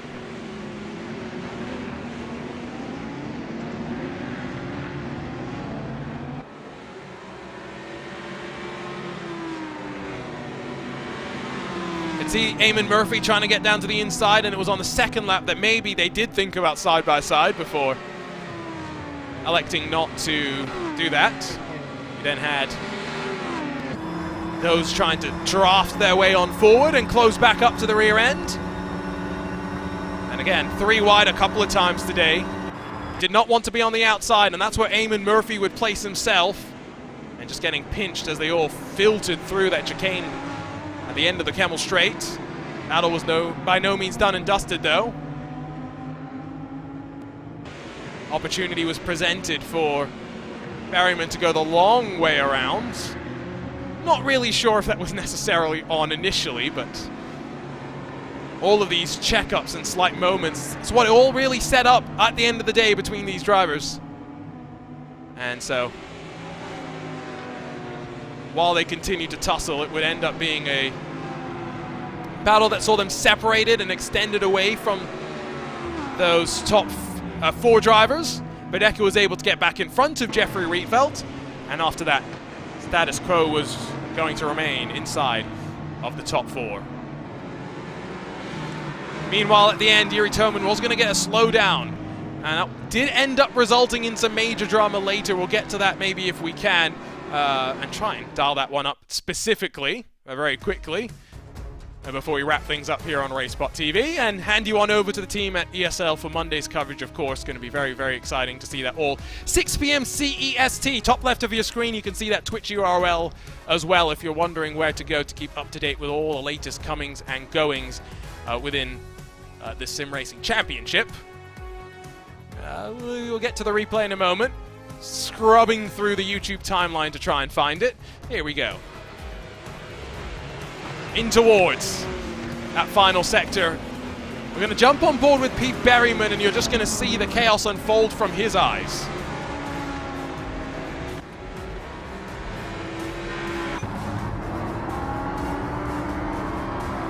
Yuri Toman serving a slowdown penalty. He got the worst of it at the end of the day, but Berryman I don't think will be too pleased at that either. Ultimately, Berryman's willingness to fight with Dara McCormack later on would see Mikel Gala and Ibrahim Khan able to break away and build up a bit of an advantage. Let's run you down then through the results very quickly as we get ready to say goodbye to you all here, because what a entertaining Friday once again, and 3 back-to-back Fridays. It's good that we can take a bit of a break off and focus in before we go for one final online round. Dane Warren sets the stall out early for Porsche Coanda Esports. Tumas Tatala in his fellow Porsche for Heroic, looking very strong as well. But Enzo Benito, Mertz Lona, Erhan Yoski, and Sebastian Job also advancing from the first of our quarterfinals. Outside of that, though, it was Nikodem Wisniewski, James Baldwin, Niels Naujoks, Lucas Muller, Victor Veloso, and Jamie Fluke that we said goodbye to. James Baldwin did get a 1-second penalty that dropped him behind the Williams Esports car at the very end of the day. Next up, it was time to go over to quarterfinal number 2, where Mitchell de Jong finally was able to really show his true potential and build up a 2-second margin over Patrick Holtzman, but both will be delighted to advance, while our championship leader, Luke Bennett, ends up 3rd. Lasse Sorensen 4th, Johan Harth 5th, Marcel Chinchik able to work up into 6th. He'll be delighted with that after starting at the very back after a qualifying ban. Keith Lee the first to miss on out, along with the likes of Price, Barneveld, Bickstrad, House, and then Tim Yarshell, who got a long penalty, dropped him effectively to the very tail end of the field. Quarterfinal number 3, well, it was the closest of them all. First in qualifying, and then as well once we got into the race. 7 drivers split by 3 seconds at the line. Siggy, Tormala, Rogers, Ellis Jr., Page, Brzezinski, the ones that would advance with Kastorp, Kazabon, the first missing out, unfortunately. Dinez, Naver, Ozil, Dirim, and Osgard, the 10 that finished out the results. The final quarterfinal of the day is the one that we just saw wrap up. It was the one that saw Max Benecke win once more here in Spa. Jeffrey Rietveld, Matt Backham, and Kake Oliveira all close in pursuit, while Ibrahim Khan and Mikel Gala just hold on to spots inside of the semi-finals. Unfortunately, Dara McCormack will be allowed to just focus now on his attention in the SRO Simpro Championship tomorrow. He'll fly over to Monza to race on person. Ian Porter adds 3 more points to his tally, to bring it up to 4 in total. Eamon Murphy, Pete Berryman, and Yuri Toman round out the field. To close things out then, here's a look at the semi-final draw for Monday's action. Look at those lineup. You've got 3 of the Maus cars. I believe you've got all 4 of the Porsche Coanda Esports cars. 1 BS competition machine, just 1 Williams Esports car as well. Team Redline getting all 4 of their cars on forward as well. So much excitement to look forward to on Monday, and of course you can catch that all on twitch.tv/ESL R1. For now, though, it is time to bid you farewell, and so thank you so much for joining us for the 3 consecutive rounds of back-to-back ESL R1 action. We'll be back in the midway part of May to do this all over again. It's going to be a lot of fun to set up the 24 drivers that will all head over to the Rennsport Summit to see who is crowned our very first ESL R1 Spring Major Champion. On behalf, though, of the team of RaceSpotTV, for Dane Baird on site at ESL, doing all the game feed, for myself, Arjuna Kankipati, walking you through all the action. Thanks for your company. We'll see you in a few weeks' time. Don't forget, on Monday, semi-final and final action back here in the Ardennes on twitch.tv/ESL R1. See you then.